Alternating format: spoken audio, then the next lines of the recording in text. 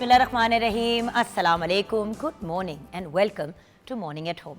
मैं हूँ आपकी मेज़बान जुगन काज़िम और उम्मीद है कि आपकी सुबह खुशगवार गुजर रही होगी और उस खुशगवारी में एक रिलैक्स्ड जो हमारा वीकेंड होता है उसका भी कुछ अंसर होगा। बिकॉज़ जब इंसान एक रिलैक्स्ड, काम और इंजॉयबल रिलैक्सेशन का टाइम गुजारता है तो उसके बाद वैसे ही इंसान का मूड बड़ा पॉजिटिव हो जाता है। लेकिन मैं देख रही थी आज सुबह काम पे आते हुए कि बहुत से लोगों ने पोस्ट लगाए थे कि आए हाय फिर मंडे आ गया, वीकेंड का पता ही नहीं चला, ये नहीं हुआ, वो नहीं हुआ। तो इसमें किसकी गलती है? आपकी और मेरी गलती है या दूसरों की गलती है? वीकेंड इसलिए एंजॉय करने का मौका नहीं मिलता क्योंकि हमें लगता नहीं है कि हम इस काबिल हैं कि हम खुद भी ज़िंदगी में कोई चीज़ एंजॉय करें। इन्जॉयमेंट असल में हमारे इर्द गिर्द के लोगों के लिए होती है। एंड ये एक बहुत बड़ी प्रॉब्लम है हमारी सोसाइटी की कि हम अपने आप को रिलैक्स करने के लिए, अपनी ज़ात को खुश करने के लिए कुछ भी नहीं करते, जिसकी वजह से फिर हम इरिटेट भी हो जाते हैं। अच्छा, आज बात तो मैंने करनी है तमीज़ और तहज़ीब की, अदब की। अब आप कहेंगे लो फिर ये लेक्चर देने लगी है तरबियत के ऊपर। बिल्कुल भी मैं तरबियत पे बात नहीं करने लगी। तरबियत तो चले बचपन में छोटे होते हुए माँ बाप हमारी कर ही देते हैं। उस तरबियत के बाद भी जो हमारा तरीका होता है, जो हमारा रद्द-ए-अमल होता है लोगों के साथ डील करने वाला, वो बड़ा हैरानकुन होता है कि बेसिक एटिकेट्स हमें पता है। वो बेसिक एटिकेट्स हम अपने बच्चों को भी सिखा रहे होते हैं कि बेटे ये करना है, ये करना है, ऐसे करना है, वैसे करना है। लेकिन खुद बड़े होने के नाते, रोल मॉडल होने के नाते हम उन चीज़ों को फॉलो नहीं करते। सबसे पहला तो एज अ रोल मॉडल ख़वातीन से रिक्वेस्ट करूँगी कि आप, मर्द अगर अपने आप को घर का सरबराह कंसिडर करता है या रिप्रेजेंटेटिव कंसिडर करता है बाहर, तो औरत को हमेशा घर के अंदर का एक रिप्रेजेंटेटिव कंसिडर किया जाता है। मर्द और औरत दोनों भी वर्किंग हो तो फिर भी औरत ही ज़्यादातर, जो मैंने ऑब्ज़र्व किया है पाकिस्तान में, हर चीज़ की रिस्पॉन्सिबिलिटी उठाती है। फैसल और मेरे बारे में अक्सर लोग ये कहते हैं कि आप बड़ा मॉडर्न कपल हैं। अच्छा, मज़े की बात यह है कि मेरा मियाँ मेरे से 13 साल बड़ा है, तो मेरे हस्बैंड जो हैं वो मतलब उस तरह से एक यूथ की कैटेगरी में तो नहीं आते हैं, बट उनकी भी यही सोच है कि भाई अगर तुम भी काम करती हो, मैं भी काम करता हूँ, और अगर हम 100 और चीज़ें करते हैं साथ मिलके तो घर की भी रिस्पॉन्सिबिलिटी साथ उठानी चाहिए। लेकिन वहाँ पे भी कोई डिनर है, कोई गेट टुगेदर है, बर्थडेज हैं, ओकेजन्स हैं, वो मैंने ही देखने होते हैं। Not for any other reason, but क्योंकि हम औरतें थोड़ी सी कंट्रोल फ्रीक भी होती हैं। हम कहते हैं कि हम ये चीज़ बेहतर अंदाज में कर लेंगे, तुसी रहने दो। एंड एज अ रिज़ल्ट जिम्मेदारियाँ हम अपने ऊपर खुद ही बहुत ज़्यादा ले लेते हैं। सोचने की बात है, आपके हस्बैंड की अम्मी की बर्थडे है, अगर आप उन्हें कह दें कि सुने आज अम्मी की बर्थडे है तो आप कोई अच्छा सा तोहफ़ा ले आइएगा या किसी स्टोर पे जाके मुझे तस्वीरें 6-8 भेज दीजिएगा, तो कोई जोड़ा या कोई चीज़ आप अगर उठा लें, क्या होगा? ज़्यादा से ज़्यादा आपके हस्बैंड कहेंगे मेरे पास टाइम नहीं है। लेकिन ट्राई करने में क्या है? अब ये बात मैं इसलिए कह रही हूँ और कर रही हूँ क्योंकि हम ख़वातीन अपने आप को बहुत इग्नोर करती हैं। पिंक रिबन कैंपेन अक्टूबर के महीने में, पूरे महीने में जारी रहती है, इसलिए भी क्योंकि औरतें जो हैं उनको एक दफ़ा कहना कि अपना ख्याल रखो काफ़ी नहीं होता। बार बार कहना पड़ता है कि भाई ब्रेस्ट कैंसर अवेयरनेस, आपने अपनी तशख़ीस करवानी है, अपना चेकअप कराना है, अपनी स्क्रीनिंग करवानी है। Early detection is the key. जब जल्दी पकड़ा जाएगा, अगर खुदा न खास्ता आपको कैंसर है, तो उतनी ही जल्दी उसका इलाज हो जाएगा। सो प्लीज़ अर्ली डिटेक्शन की तरफ जाएं। पिंक रिबन कैंपेन एक बहुत बड़ी कैंपेन है जो पूरी दुनिया में चलती है पूरे अक्टूबर के महीने में। लेकिन सिर्फ अक्टूबर में नहीं, अगर आपको इस महीने में नहीं टाइम मिल रहा अपना चेकअप कराने के लिए तो बेशक आप इस महीने में मत कराएं, नेक्स्ट मंथ चले जाएं, बट जाएं और फ़ौरन अपनी स्क्रीनिंग कराएं। हर जगह फैसिलिटीज़ अवेलेबल हैं, गवर्नमेंट हॉस्पिटल्स में, प्राइवेट हॉस्पिटल्स में। आप इजीली जाके अपने हालात और अपने फाइनेंशियल मामलात के मुताबिक ये चीज़ करवा सकते हैं। क्योंकि याद रखें, ज़िंदगी है, जान है तो जहान है। बीमारी की हालत में आपको पता है इंसान के दिमाग को इस्तेमाल करने की सलाहियत भी ज़ीरो हो जाती है। सो breast cancer awareness, pink ribbon, आप भी इसका हिस्सा बने। और इसका हिस्सा बनने के लिए आपको रोडों पे निकल के कैंपेन करने की ज़रूरत नहीं है। आप अपने इर्द गिर्द की जो ख़वातीन हैं, जो घर में ऐसे लोग हैं जो 40 साल से बड़ी उम्र की लेडीज़ हैं, बाय द वे अगर मर्द को भी कोई गिल्टी अपनी छाती में महसूस हो तो हर 10 में से 1 मर्द का ब्रेस्ट कैंसर पॉजिटिव निकलता है। तो ब्रेस्ट कैंसर मर्द को भी हो सकता है, शरह कम है, लेकिन अगर आप 10 में से 1 की बात करें तो 10% मर्दों को भी हो सकता है। काफ़ी बड़ा अमाउंट है अगर आप पॉपुलेशन के पॉइंट ऑफ व्यू से देखें। ये तो हो गई ब्रेस्ट कैंसर की बात। अब बात करते हैं तमीज़ की, तहज़ीब की, अदब की। प्योर बेसिक एटिकेट्स हमें बचपन में सिखाए जाते हैं। कितने भी लोग पेरेंट्स वो जो हो बॉदर ना करें या मतलब ना भी अगर इतने वो कॉन्शियस हों तो घर के दूसरे बड़े, स्कूल, ट्यूशन, डिफरेंट जगहों पे बच्चों को कॉन्स्टेंटली कहा जाता है बेटा तमीज़ से, बेटा अदब के दायरे में रहना है। कोई बड़ा एंटर होगा, आपने खड़े होना है, सलाम करना है, बुलंद आवाज़ में सलाम करना है, सलाम में पहल करनी है, गलती हो जाए तो माजरत करनी है, अगर कोई चीज़ रिक्वेस्ट करनी है तो प्लीज़ करके कहना है। ये सारी चीज़ें हम बच्चों को सिखाते हैं, लेकिन जब हम खुद उनके सामने एक बुरा एग्जाम्पल सेट करते हैं, जैसे कि पर्सनल लाइफ की अगर हम बात करें, बच्चों को कहते हैं कि ट्रैफिक रूल्स फॉलो करने हैं, लेकिन रोड पे इस तरह बुरे अंदाज में गाड़ी या बाइक चलाते हैं। बच्चों को कहते हैं सर पे हेलमेट पहनना बहुत ज़रूरी है, हमारे असूलों के खिलाफ, असूल के ख़िलाफ़ है कि आप हेलमेट के बगैर बाइक पे बैठे। मगर बच्चों को, हम अपने ही बच्चों को हेलमेट के बगैर बाइक पे बैठा देते हैं कि आप छोटे हेलमेट कहाँ से ढूंढें। अच्छा, सवारियाँ कितनी बाइक पे बैठ सकती हैं इसका कोई ख्याल नहीं करता। 6-6, 8-8 लोग एक बाइक पे बैठे होते हैं, बच्चे गिर रहे होते हैं लिटरली बाइक से। ख़वातीन के अक्सर दुपट्टे फंस जाते हैं बाइक के व्हील के अंदर और खुदा न खास्ता बहुत बुरे एक्सीडेंट्स हो जाते हैं, और ये जानलेवा एक्सीडेंट्स होते हैं, ये कोई इक्का दुक्का चोट वाला मामला नहीं होता।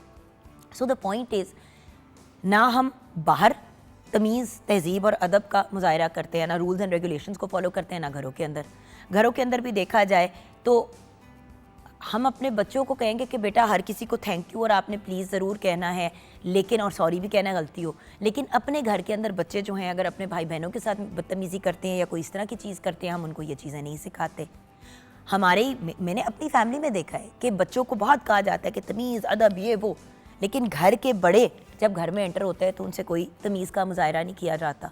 देखिए, बाहर की दुनिया को दिखाने की हद तक तो हर बंदा टोपी ड्रामा कर लेता है। एक्चुअल तमीज़, अदब, ये चीज़ें तो आपको तब पता चलती हैं जब आप अपनों के साथ उठते बैठते हैं। फिर काम की कैपेसिटी में देखें, बदतमीज़ी से अपने जूनियर से पेश आना, सीनियर से मुंह पे तरीके से मिलना, पीठ पीछे उन्हीं के बारे में अपने कॉलीग्स के साथ बैठ के बुरे अंदाज में उनके बारे में बात करना, नेगेटिव बातें करना, गॉसिप करना, गीबत करना, ये सारी चीज़ें आम हैं। आपसे आपके किसी कॉलीग ने कोई सवाल कर दिया, 10 लोगों के सामने उसके साथ बदतमीज़ी कर दिया, उसका मजाक उड़ा दिया। This is not the way viewers. अगर तमीज़ और तहज़ीब और अदब के साथ आपने ज़िंदगी गुजारनी है तो फिर उसका दामन आपने किसी भी सेकंड नहीं छोड़ना, चाहे आप अपने घर के स्टाफ से क्यों ना बात करें। घर का स्टाफ में, आपके घर में जो काम करने वाली आपी हैं या मासी हैं, वो आती हैं, वो आपसे और आपके बच्चों से उम्र में बड़ी हैं, लेकिन उनसे तमीज़ से कोई नहीं बात करता। हाँ, आ गई हो, जल्दी से सफाई करो, लेट क्यों आई हो। अब बच्चे ये देख रहे हैं तो बच्चे आगे से क्या करेंगे। एंड बिसाइड्स दैट, अगर आप बच्चों को बड़ों की तमीज़, बड़ों की इज्जत और रिस्पेक्ट की बात कर रहे हैं और सलाम में पहल की बात करें, हमारे प्यारे नबी सल्लल्लाहु अलैहि वसल्लम हमेशा सलाम में पहल करते थे, और सिर्फ बड़ों के साथ नहीं, बच्चों के साथ। क्यों? क्योंकि तमीज़ और तहज़ीब और अदब सिखाने का बेहतरीन तरीका हमारे अमाल है, हमारा बिहेवियर है, हमारा कॉन्डक्ट है। एक पर्ची पे लिखा हुआ या अल्फामू से बोली हुई चीज़ें जो हैं उनकी कोई सिग्निफिकेंस और वैल्यू नहीं है अगर हम उनको अपनी लाइफ के अंदर इम्प्लीमेंट नहीं करते। एक तो अपनी ज़िंदगी में इम्प्लीमेंट करें क्योंकि आपने उनको इम्प्लीमेंट करना, क्योंकि ये ज़रूरी चीज़ है एक इंसान होने के नाते। फिर अपने बच्चों को, अपने इर्द गिर्द वालों को देखें, उनके साथ भी एक सर्टन कॉन्डक्ट और एक सर्टन बिहेवियर रखना इंपॉर्टेंट है। खैर, इस टॉपिक पे शदीद तमीज़ और तहज़ीब और अदब के दायरे में रहने वाली शेफ़ आमना इलियास हमारे साथ है, जिनसे अगर ईटिंग हैबिट्स की बात करें, प्रोफेशनल मैनर्स की बात करें, लोगों से बात करने की बात करें, बच्चों के बिहेवियर और एटीट्यूड, मतलब बच्चे लोगों के घर जाते हैं तो पूरा घर उल्टा कर देते हैं, बर्बादी फेर देते हैं, और माँ बाप बैठ के देख रहे होते हैं, और जिनका घर होता है वो सोच रहे होते हैं कि यार अब ये जो बच्चों ने आके नुकसान किया है, ये तो जो हमने खाना किया है या जो इनके लिए गेट टुगेदर किया उससे 1000 गुना ज़्यादा हमें महंगा पड़ गया। मगर कोई कह नहीं सकता, क्योंकि किसी घर आए हुए मेहमान की एक रिस्पेक्ट होती है, और मेहमानों को खुद तमीज़ नहीं है कि अपने बच्चों को कैसे लेके आगे बढ़े। ये चीज़ें मैटर करती हैं व्यूअर्स। इतना भी मॉडर्न नहीं होना चाहिए कि आपके अंदर तमीज़ का एलिमेंट ना रहे। सो बहुत ही पोलाइट और तमीज़दार हमारे साथ शेफ़ आमना इलियास हैं। अस्सलाम वालेकुम मामो। वालेकुम अस्सलाम। कैसी हैं आप? बिल्कुल ठीक, आप कैसी हैं? मैं बिल्कुल ठीक हूँ। आज हम बात करें बिहेवियर की। देखो, तरबियत एक मुख्तलिफ चीज़ है, उस पर तो हम अक्सर बात करते हैं कि तरबियत तो सारे ही करने की कोशिश करते हैं, लेकिन उस कोशिश में कितने कामयाब होते हैं। बिल्कुल वही आपके ने जो पॉइंट एक तो इतना इम्पॉर्टेंट है ना, ये हम सबकी लाइफ में, यानी कि ये कोई एक्स्ट्रा चीज़ नहीं है, ये बेसिक एथिक्स, बेसिक एटिकेट्स हैं जो ज़िंदगी गुजारने के लिए हमारी लाइफ का एक बहुत ही इम्पॉर्टेंट पार्ट है। जैसे भी आप बता रही हैं कि देखिए हम बोलेंगे या कहेंगे उससे कुछ भी नहीं होगा। Practice what you preach first of all. आप बच्चों को बता रहे हैं या सिखा रहे हैं या कुछ भी आप चाह रहे हैं, तो सबसे पहले आपको अपनी ज़ात पे वो इम्प्लीमेंट करना पड़ेगा। जैसे भी आपने बताया, आप अपने स्टाफ से किस तरह ट्रीट करते हैं, आप अपने कोलीग से, स्पेशली जब हम लोग घर में एक दूसरे से बात मैं कर आपको रहे एक होते हैं। एग्जांपल देती हूँ। माना कि मियाँ बीवी का एक बड़ा प्यारा ताल्लुक होता है और ऊंच नीच हो जाती है, लेकिन जब मियाँ और बीवी का झगड़ा होता है, बच्चे इर्द गिर्द हैं और बाप मियाँ को, बाप जो है वो माँ को कह रहा है, मैं बाप इसलिए कह रही हूँ, मैं शौहर नहीं कह रही, क्योंकि वो उस वक्त बाप भी है जो बोल रहा है उस औरत से, वो सिर्फ उसका शौहर नहीं है, वो अपने बच्चों का बाप भी है। और वो बच्चे क्या देख रहे हैं कि वो कह रहे हैं पागल हो गई हो तुम, दिमाग खराब है, ये कोई तरीका है काम करने का। हो गई बात, फड्डा भी हल हो गया, आपस में बाद में दोस्ती भी हो गई। बच्चों ने क्या देखा, बेटे ने और बेटी ने देखा कि बाप जिसको वो एक किंग समझते हैं, बॉस समझते हैं, रोल मॉडल समझते हैं, वो हमारी माँ से इस तरह बात कर रहे हैं। दिल में शायद उनके वट भी पैदा हो इस बात पे, लेकिन एट द सेम टाइम बच्चा वही सीख रहा है। कल को जब वो माँ से उसी तरह बदतमीजी से बात करेगा तो फिर उसी बाप से बर्दाश्त नहीं होगा जिसने बच्चों के सामने इस तरह माँ से बात की। सो तमीज़ और तहजीब का एलिमेंट ये भी है कि भाई बंद दरवाजे में जितना मर्जी लड़ लें, भाई 100 बातें होती हैं हस्बैंड वाइफ के बीच में। बंद दरवाजे में आपने जो मर्जी एक दूसरे से डिस्कशन करनी है, हाथ चलाकी नहीं करनी, गाली गलोच नहीं करनी, ऊंची आवाज़ हो जाती है, मेरी हो जाती है, मेरे हस्बैंड की हो जाती है, किसकी नहीं होती है ना। ये एक एबनॉर्मल बात है कहना कि कभी भी कोई इस तरह का वो ना हो। बट बच्चे आपकी लाडियां प्यार देखें, वो ये वाली चीज़ें ना देखें, क्योंकि फिर बच्चे भी ऐसे ही हो जाएंगे। बिल्कुल। और वो ट्रॉमा कितना और बच्ची शदीद है। सोचेगी कि यार बात ऐसे ही करता है मर्द औरत से, तो मेरे से भी मेरे हस्बैंड ऐसे अगर बात करेंगे तो इट्स ओके। और जब वही बच्ची जिसने ये बिहेवियर अपने बाप का देखा, जब उसी बच्ची उस बाप की बेटी के साथ कोई मर्द इस तरह बात करेगा और वो एक्सेप्ट करेगी, तो बाप को गुस्सा चढ़ेगा, ये बोल क्यों नहीं रही, ये अपने हक के लिए क्यों नहीं खड़ी खड़ी हो रही, ये क्यों चुप करके पिस पिस के बर्दाश्त करी, क्योंकि आपने उसकी माँ को पीस पीस के उससे ये चीज़ें बर्दाश्त करवाई हैं। सो ये चीज़ें इंपॉर्टेंट है, राइट और रॉन्ग। बिल्कुल बिल्कुल। और कितनी दूर तक जाती हैं, आपने जो एक पिक्चर पोर्ट्रे की है, ये उसी वक्त हमें उसी लम्हे सोचना चाहिए। यार मेरी दोस्त और उसके हस्बैंड की एक दफ़ा लड़ाई हो रही थी, कुछ काफ़ी साल पुरानी बात है, पर हमजा छोटा था, कोई 12 साल पुरानी बात है। आई थिंक हमजा 6 ईयर्स का था, 5-6 ईयर्स का था। एनीवे कुछ घर में उनके पार्टी शार्टी हो रही थी, तो वो मियाँ बीवी वहाँ पे खड़े हुए थे, कोई बात हो रही थी, तो हमजा का फ्रेंड भी वहीं पे घूम रहा था, ठीक है। तो हस्बैंड ने उसको अपनी वाइफ को घूम के कहा कि यार why don't you just shut up, चुप कर जाओ, बाद में भी गुफ्तगू कर लेंगे। उसी बच्चे ने कोई 4 दिन बाद अम्मी ने उसको, उसकी माँ ने को घूम के बात की, तो उसने कहा why don't you just shut up. अब वो 6 साल का बच्चा है, उसको क्या सेंस है, उससे तो एक बात सुनी, उसने वही बात रिपीट कर दी माँ को। वो घर आए उनके हस्बैंड रात को, उसने मुझसे बात की, उसने कहा मैं क्या करूँ। मैंने कहा जानी बड़े प्यार से, बड़े तरीके से ना अपने हस्बैंड को ये बात बताना कि इसने ये बात की है, शायद वो खुद ही इस बात पे पहुंच जाए, तुम अक्यूज़ ना करना। उसने तरीके से उनको कहा, मैंने कहा आपको पता है इसने आज मुझे कहा है why don't you just shut up. कहते क्या, उसकी जुर्रत कैसे हुई। उसने कहा 1 सेकेंड, आपने भी तो मुझे कहा था ना 4 दिन पहले। कहते वो तो मैंने तुम्हें किचन में अकेले, उसने कहा वो सामने था। उसी वक्त वो ठंडे पड़ गए और उन्होंने कहा आई एम सो सॉरी। और फिर उन्होंने अपने बेटे को बिठाया, उसको समझाया, वाइफ को भी साथ बिठाया। उन्होंने कहा मैंने मामा से उस दिन गलत तरह से बात की थी, मुझे नहीं करनी चाहिए थी। और बेटे आपने भी कभी भी किसी औरत से ऐसे बात नहीं करनी, किसी औरत से, किसी मर्द से। देखो ये लर्निंग एक्सपीरियंसेस होते हैं। बिल्कुल ऐसे ही। वही खातून अगर उनके घर आते ही गाली गलोच बदतमीजी शुरू कर देती मियाँ से कि तेरी वजह से ये हुआ है, तो वो मसला कितना बिगड़ जाना था। अब वो बच्चा ये सीखता कि मैं अपने बाप से भी बदतमीजी करूँ, गाली गलोच करूँ। We have to be careful. अच्छा, ब्रेक के बाद आपसे जानेंगे कि हम किचन में जो चीज़ें बनानी हैं उनकी रेसिपीज़ क्या है, सिर्फ मेन्यू शेयर कर लें। जी मेन्यू हमारा ये, हम आलू की टिक्कियाँ बना रहे हैं और साथ हम चने का वाला पुलाव बना रहे हैं। चने का पुलाव भाई बड़ा ही फेवरेट सबका, और सर्दियों में तो वैसे ही बड़े इंसान, मतलब चने का पुलाव जो है पता नहीं मेरे लिए तो एक विंटर की सौगात है। पूरा साल ही खाते हैं, जो चने वाला पुलाव विंटर में शादियों में भी बनता है अदरवाइज। सो बड़े मज़े का आपको बनाना सिखाएंगे ब्रेक के बाद, आप हमारे साथ रहिएगा।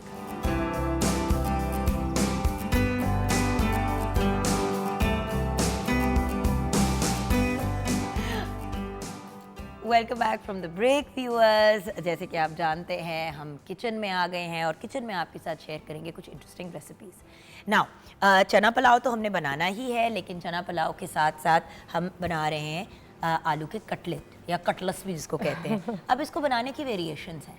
बड़े डिफरेंट डिफरेंट तरीके से अगर आपने बेसिक उसका मिक्स बना लिया तो आप प्लेन कटलेट्स भी बना सकते हैं, फिलिंग वाले भी बना सकते हैं। लोग नॉर्मली चीज़ डालते हैं, आप चीज़ के अलावा जैसे कि एग इन्होंने कट करके रखा हुआ है, ये मुझे समझ नहीं आया। चलो मैं अंगूठिया उतार लूँ क्योंकि मैडम ने मुझे कहा है, क्योंकि मेरी मैडम बन जाती है ना जब मैं यहाँ किचन में आ जाती हूँ, तो इन्होंने कहा जरा ग्लव्स पहन ले, काम करवाना। हाँ मुझे कभी ज़िंदगी में तुम ज्वेलरी पहन के एंजॉय ना करने देना कसम से। घर पे भी यही हाल है और बाहर भी यही हाल है। अच्छा जी, तो आप मुझे पहले बताएं कि मैंने क्या काम स्टार्ट करना है जी, ताकि आप फिर जो चना पुलाव है मैं उसको देख लूँगी, ऑपरेशन और आलू की टिक्की जो है जी आप आ जाए। इसके लिए ये पोटैटोस हमारे पास बॉयल हुए हुए हैं, इसके अंदर अच्छा अब ये जैसे भी आपने बताया वेरिएशंस हैं, चाहे तो आप सिर्फ पोटैटोस के साथ बना लें, पर हम इसमें थोड़ा से जो चिकन है वो भी ऐड कर रहे हैं, और साथ हम इसमें जो है एग बॉयल करके हमने स्लाइस कर ली, उसकी स्टफिंग एक हम सेंटर में रख के और उसको एक हम अच्छी सी टिक्की बना के एंड देन उसको हम फ्राई करेंगे।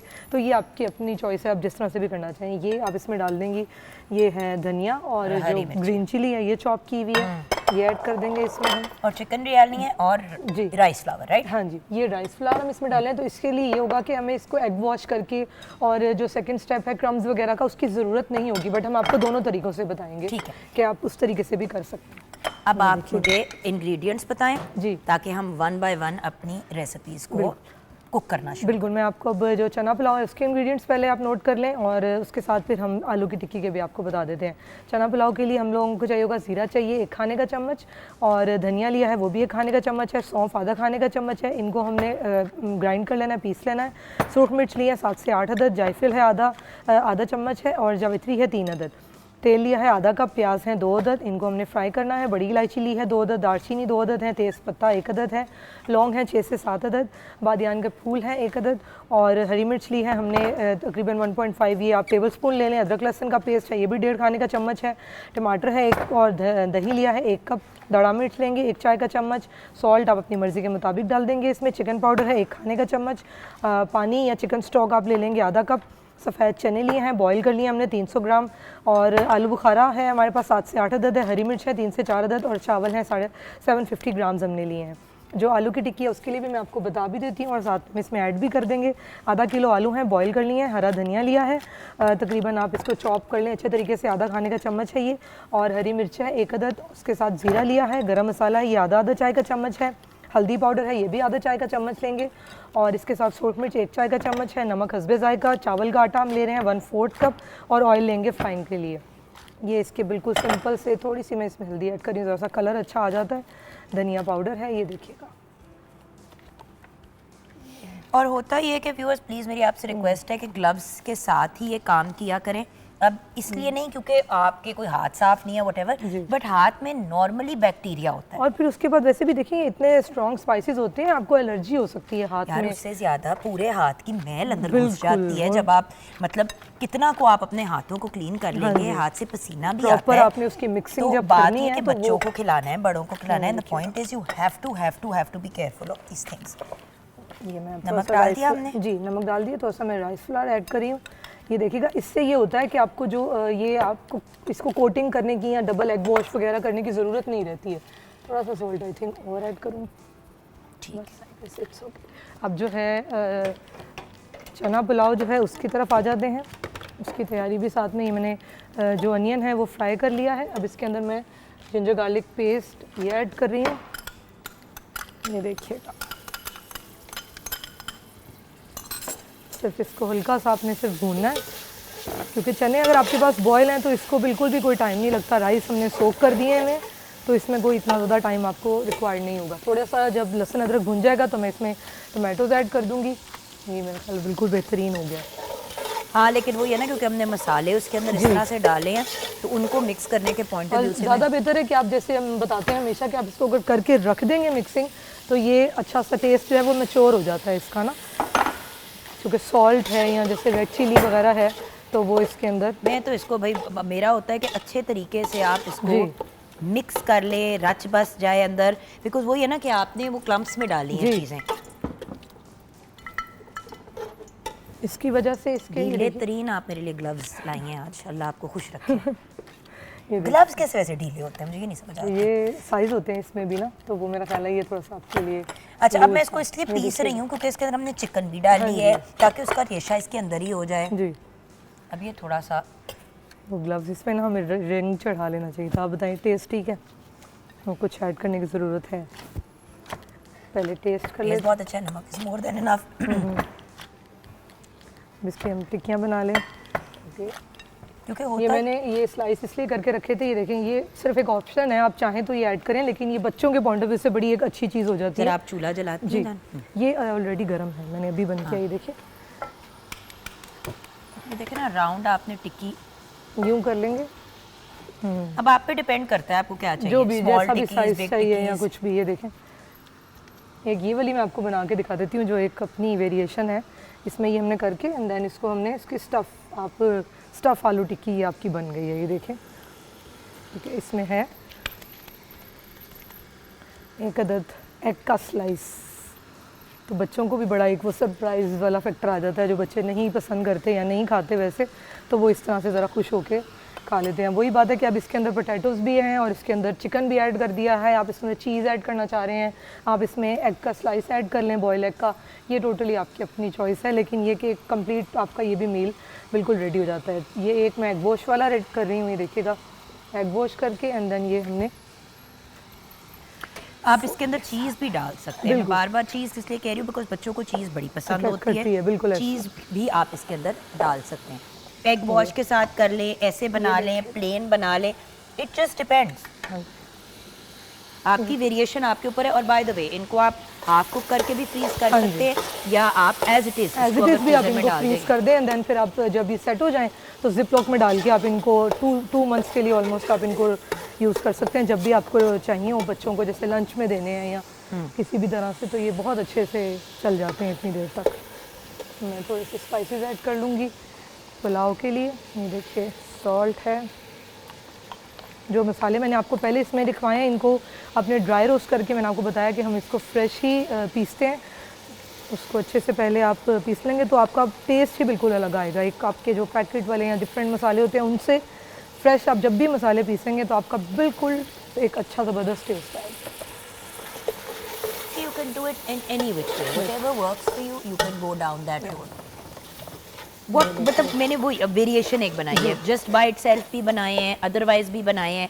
It just like it's not that क्योंकि जब डिफिकल्ट हम टू डू। इसके अंदर ये डाल देते हैं ना राइस फ्लावर, तो उससे ये होता है कि आपको, जैसे कुछ लोगों को थोड़ा सा हसल लगता है कि यार डबल उसकी कोटिंग करनी है, एग वॉश करना है, फिर उसको हमने क्रम कोट करना, वो इतना कोई इशू ही नहीं है। तो आप राइस फ्लावर ऐड कर लें और उससे क्रिस्पी बहुत अच्छे ये कोटेड हो जाते हैं। ये मसाला हमारा ऑलमोस्ट ये हो गया रेडी। अब ये देखिएगा चने बॉयल हैं और ये जस्ट हमने इसमें ऐड करने हैं। थोड़ा सा ज़रा ये टमाटर हमारे सॉफ्ट हो जाएंगे तो इसमें चने ऐड कर देंगे हम, और उसके साथ चिकन स्टॉक आप ऐड करना चाह रहे हैं या फिर आप पानी ऐड करना चाह रहे हैं, वो ऐड करके जब वो बॉयल आ जाएगा देन जो राइस सोक किए हैं वो हम इसमें ऐड कर लेंगे। एंड रिमेंबर आलू पके हुए हैं, इसके जी, हम जी, लोग आलू पके हैं, चिकन बॉयल है, वो कोई इशू ही नहीं है। बिल्कुल। ये देखिए सो किसी भी चीज़ को आप तरीके से मत मेरे ख़राब करो। अच्छा तुम कटलेट खाओगी मेरे से। ये बिल्कुल आपकी टेरिटरी। आप देखें क्रिस्प कितना अच्छा उस पर आया है ये राइस फ्लावर की वजह से। बिल्कुल। जल्दी से 2 और बना लेती हूँ। सो द फैक्ट इज आराम से आप किसी भी, अब देखिए वेरियस डिफरेंट तरीकों से जी। हमने बनाए हैं, जो सारे ऑप्शन आपको सामने बेहतर बना लगता के है आप दिखा उस दिए। तरीके हाँ से जी। कर लें। आप या तो आप ये भी हो सकता अच्छा है ये मसाले जो है ना जी लग रहा है नीचे, ठीक हो गया कहती हो तो थोड़ा पानी जी, डाल। थोड़ा सा पानी डालेंगे और इसको थोड़ा सा हम ढक देंगे ताकि ये टमाटर जो है ना वो सॉफ्ट हो जाए। बाकी तो ऑलमोस्ट सारा कुक ही है। इसका फ्लेम भी मैं स्लो कर देती हूँ और इसको हम कवर कर देंगे। ये एक बड़ी इंपॉर्टेंट चीज़ है व्यूअर्स, टमाटर को हम क्या कहते हैं कि पानी ना डालें, आप पानी डाल दें वो खुद ही ड्राई हो जाएगा जी, बट हमने इस वक्त सबसे इम्पोर्टेंट चीज़ ये है कि टमाटर को गलाना है। गलाना है अच्छे से, बड़े बड़े soft हो पीस जाए जब वो, टमाटर में आते हैं ना बिल्कुल बिल्कुल भी अच्छे नहीं लगते वो, क्योंकि वो चावलों में ना फिर उसी तरह सेट हो जाते जी। हैं। और स्पेशली बच्चों के पॉइंट ऑफ व्यू से अगर हम बात करें तो वो तो फिर हर चीज़ साइड में, उसके साथ राइस भी निकाल देंगे। तो आप अच्छे से, या तो उनको एक इसका मेथड ये भी होता है कि आप उसको पील करके भी डाल सकते हैं।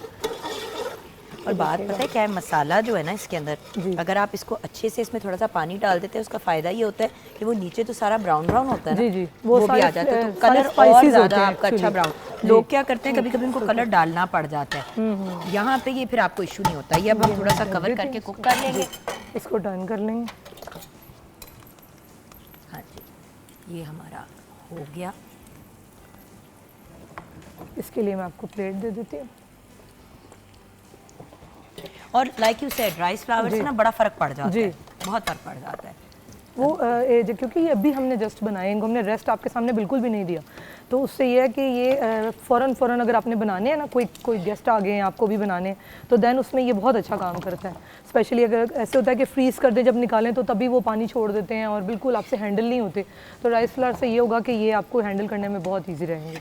बिल्कुल। ये देखिए, और बात ये है कि again these are not difficult things to do, these are easy things to do. आपसे बातें करते करते आपने अंडे बॉईल किए, आपने डाल दिए बिल्कुल, बीच में डाल दिए, आपने वो नहीं करना, आप बिल्कुल सिंपल क्रम के साथ बनाने हैं बना लें, विदाउट बनाने भी और देखिए चाय के साथ देखें आप, स्नैक्स आपने इवनिंग में कुछ भी सर्व करना है तो ये बेहतरीन स्नैक्स है। With protein point of view आप देखें, इसके अंदर आपने चिकन वगैरह ऐड कर दिए, ना करना चाहें वो भी आपकी चॉइस है, आप खाली आलू की टिक्की बना लें, बिल्कुल वो सही। भी और बहुत अच्छी बनती है, बड़ी, आपको पता है हमारी ट्रेडिशनल आलू की टिक्की नान के साथ बड़ी मज़े की लगती है, हम लोग सब बिल्कुल खाते रहे हैं स्कूल में। मसाला जात के ऊपर हम जरा साथ साथ नज़र रख रहे हैं। बिल्कुल, पानी डालने से ना वो बड़ा अच्छा कुक हो रहा है। हो गया और उसका कलर आप देखें, वही जैसे ना टोमेटोज़ की वजह से वो जब पक गए हैं ना तो कलर कितना अच्छा आ गया उनका। बिल्कुल बिल्कुल। और वही चीज़ है ना, भाई मस्ट डू, ये मैंने अभी कर दिए डाल। अभी मैंने इनको किया था। वो होता है ना, आपको पता है क्रम के साथ उसको टाइम ज़्यादा जी, लगता है क्रम cook के, होने क्योंकि में। क्रम का कलर आना होता है। ये अब कलर इसके ऊपर आने की इतनी ज़रूरत नहीं थी क्योंकि ये ऑलरेडी हमारा इसके अंदर कोटिंग हुई भी थी, ये देखिएगा। अभी वो और 2-4 मिनट के अंदर हम अब डालने हैं इसमें, क्या नहीं? जी, इसमें अब चने ऐड कर, चने डाल देते हैं और उसके थोड़े बाद से वो भी इसके साथ ना कुक हो जाएंगे। बिल्कुल सही है। और क्या, बस अब ये इसके अंदर थोड़ा सा इनको हम दम देंगे, ज़रा से ये भी कुक हो जाएंगे तो फिर हम इनको पानी cook डाल तो देंगे। हैं हमारे कुक हैं बिल्कुल, लेकिन ज़रा सा मसाले के अंदर ना इनको हम 5 मिनट करके उसके बाद उसमें पानी ऐड कर देंगे, पानी थोड़ा सा उबाला आएगा और फिर हम उसके अंदर राइस डाल देंगे। राइस अच्छा लेकिन एक रिक्वेस्ट है, प्लीज चने डाल के बहुत ज्यादा नहीं नहीं घुमाना, करना बिल्कुल, बस फिर एक वो दफा उसके ऊपर क्योंकि उसका चने ऑलरेडी बॉयल हैं तो ये आपने वाकई बहुत ये अच्छा आप बताया। देख रहे हैं, ये मैंने ये करके ये किया। हाँ हाय जी। हाय हाय हाय हाय। बस हो गया, हो बाजी जी, हो गया डन हो गया अच्छा, इसको। नहीं हो गए एक्चुअली, जले भी एक्चुअली नहीं, कुछ भी नहीं हुआ, घबरा गए थे वो एक्चुअली बंदे को टेंशन हो जाती है ना थोड़ी सी जब आप दो काम कर रहे हैं ना एक तरफ, ये देखिएगा। ठीक, ये हो गया। लुक आप देख लें दोनों की लुक बड़ी अच्छी है। कटलेट्स आपके सामने तैयार है हमारा। बड़े अब थोड़ा सा हम इसको ऑयल को कूल डाउन करेंगे और बाकी की कटलेट्स बना देंगे। जैसे ही हमारा थोड़ा सा उसके अंदर फ्लेवर चला जाएगा, राइस डालेंगे, पलाव भी तैयार। रेडी हो जाएगा। आपने चिकन क्यूब डालना है डाल दें, यखनी डालनी है आप वो डाल दें, आपके या रेगुलर पानी के साथ भी बन सकता है। अच्छा, यहाँ पे हम ब्रेक की तरफ जाएंगे। प्रेगनेंसी और वेट लॉस बड़ा ही एक उस किस्म का टॉपिक है जिसके बारे में लोग सेंसिटिव भी बहुत होते हैं और लोगों को बॉदर भी बहुत करता है। सो बात करेंगे प्रेगनेंसी में, प्रेगनेंसी के बाद बंदा अपना वजन कैसे कम करे, इसके ऊपर हम डिस्कशन करेंगे। और एक बहुत ही ब्रिलियंट स्टोरी हमारे साथ है, एक ऐसी खातून जिन्होंने अपना प्रेगनेंसी के बाद अच्छा खासा वेट लूज़ किया। मुझसे तो लोग पूछते ही रहते हैं आपने कैसे किया, फिर आगे से यही बात आती है कि मीडिया वाले और सेलिब्रिटीज़ तो कर ही लेते हैं। तो चले आज आपकी मुलाकात कराएंगे एक ऐसी खातून से जिन्होंने अपना वेट कम किया और किस तरीके से किया और उनकी जर्नी क्या थी। तो आइडियली हम आपको तस्वीरें भी दिखाएंगे, इस पर डिस्कशन भी करेंगे ब्रेक के बाद।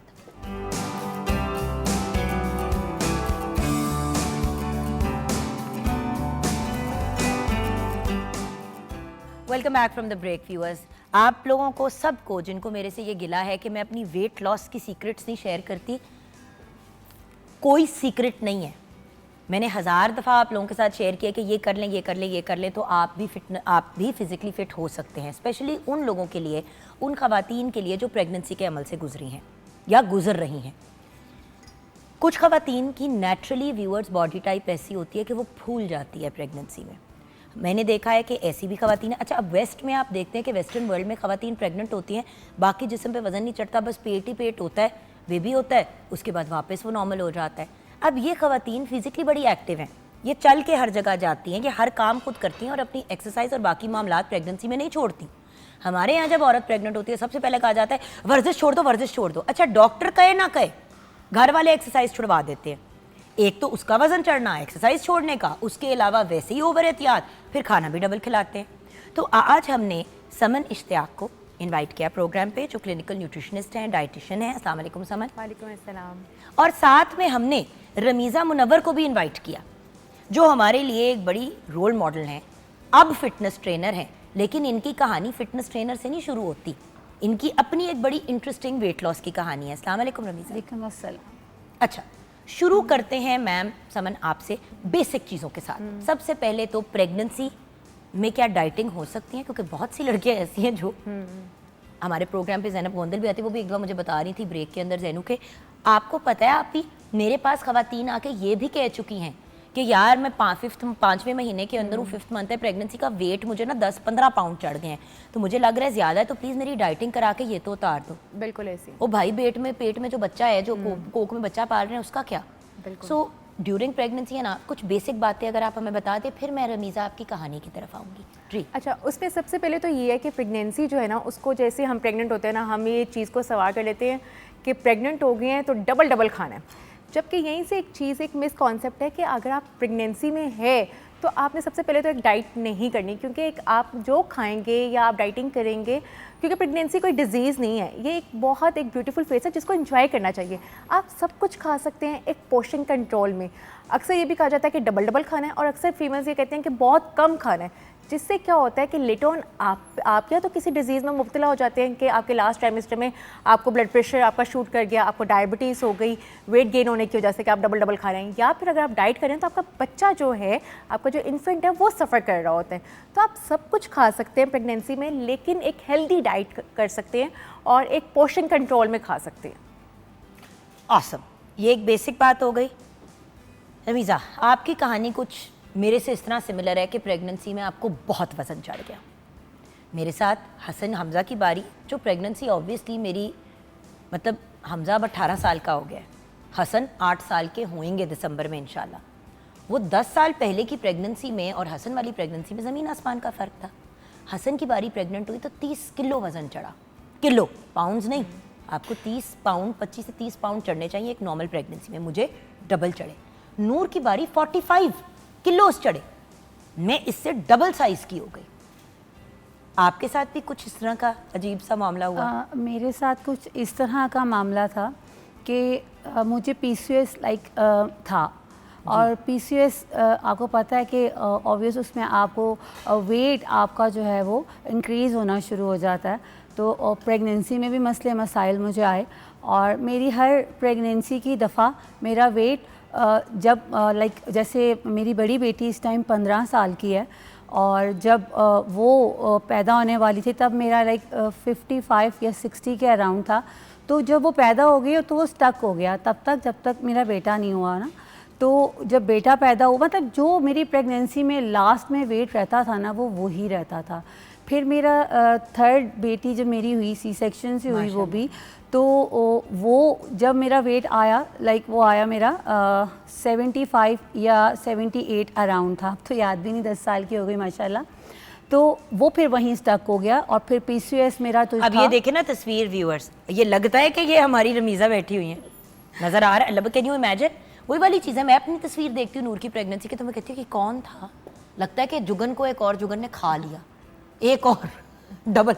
उस पे मेरा ये था एक गलत कॉन्सेप्ट जो मोस्टली ख़वातीन का है कि मैं अगर अब मोटी हो रही हूँ ना, तो शायद मैं खाना खा रही हूँ या मैं कुछ ज़्यादा खा रही हूँ। और सबसे गंदी चीज़, हम लोग नाश्ता स्किप करते हैं, नाश्ता नहीं स्किप करना चाहिए। अच्छा नहीं, आपकी ही स्टोरी मैंने डिस्कस करनी है पहले कि फिर हुआ क्या, फिर हुआ आई वांट एंड आपके साथ लोगों ने किया क्या, क्योंकि ये भी बड़ी इंपॉर्टेंट एलिमेंट है। आधा मसला ये होता है व्यूअर्स कि हम स्ट्रेस ईट करना शुरू कर देते हैं।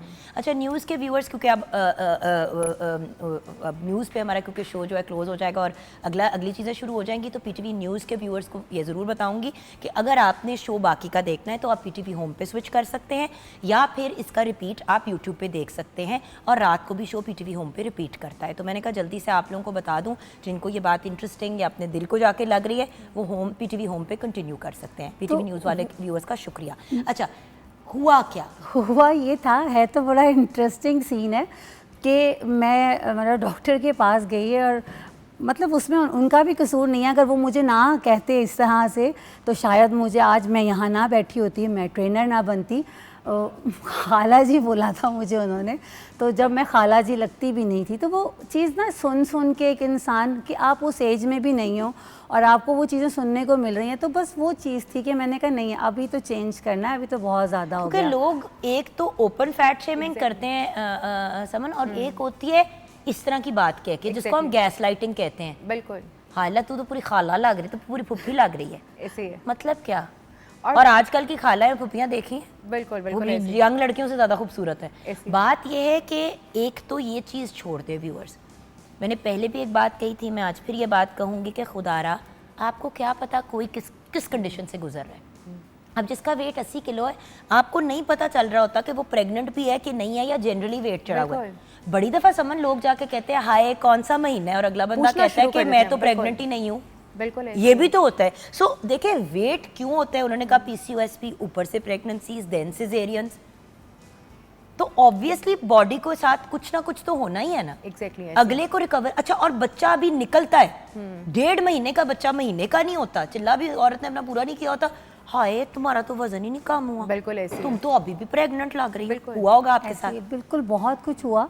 और मतलब हम उस मुआशरे का हिस्सा है कि जहाँ हमें हाथ तो नहीं मिलता, हाँ टांग ज़रूर मिलती है गिराने के लिए। या ठुड्डा। तो जब मैं इन क्राइसिस से गुजरी और फिर मैंने ख़ुद को चेंज किया अल्हम्दुलिल्लाह, और चेंज करके दिखाया।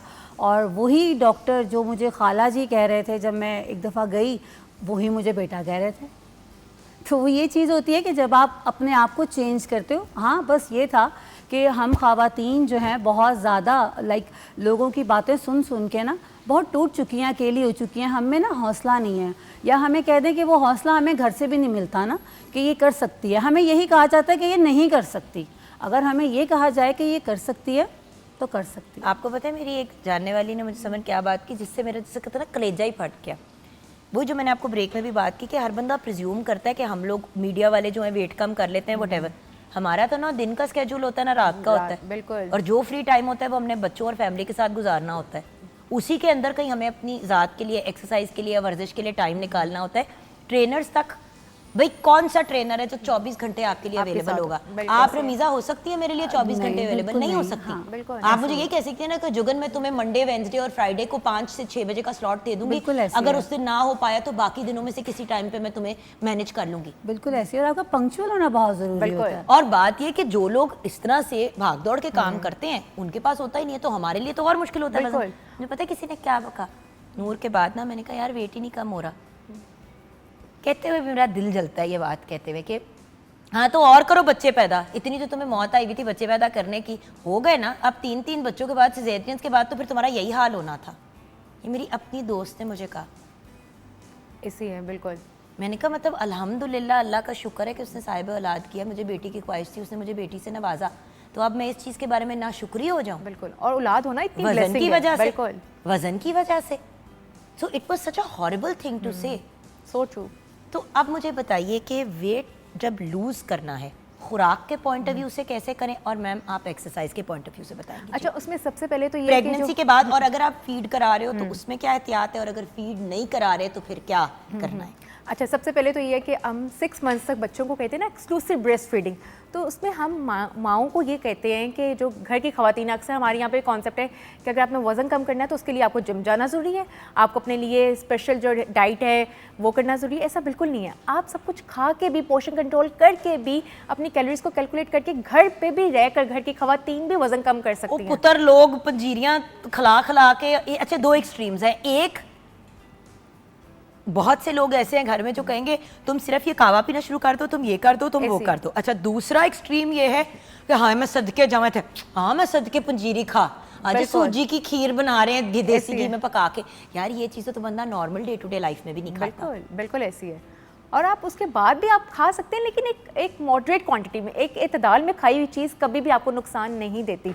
क्या आप आफ्टर प्रेगनेंसी जो है, आप फर्स्ट 6 मंथ आपने बच्चे को एक्सक्लूसिव ब्रेस्ट फीडिंग करवानी है। 6 मंथ तक वो वीनिंग नहीं स्टार्ट करता, सॉलिड फूड स्टार्ट नहीं करता, तो ऑब्वियसली जो आप खाएंगी वो ब्रेस्ट फीड के थ्रू बच्चे को लगेगा।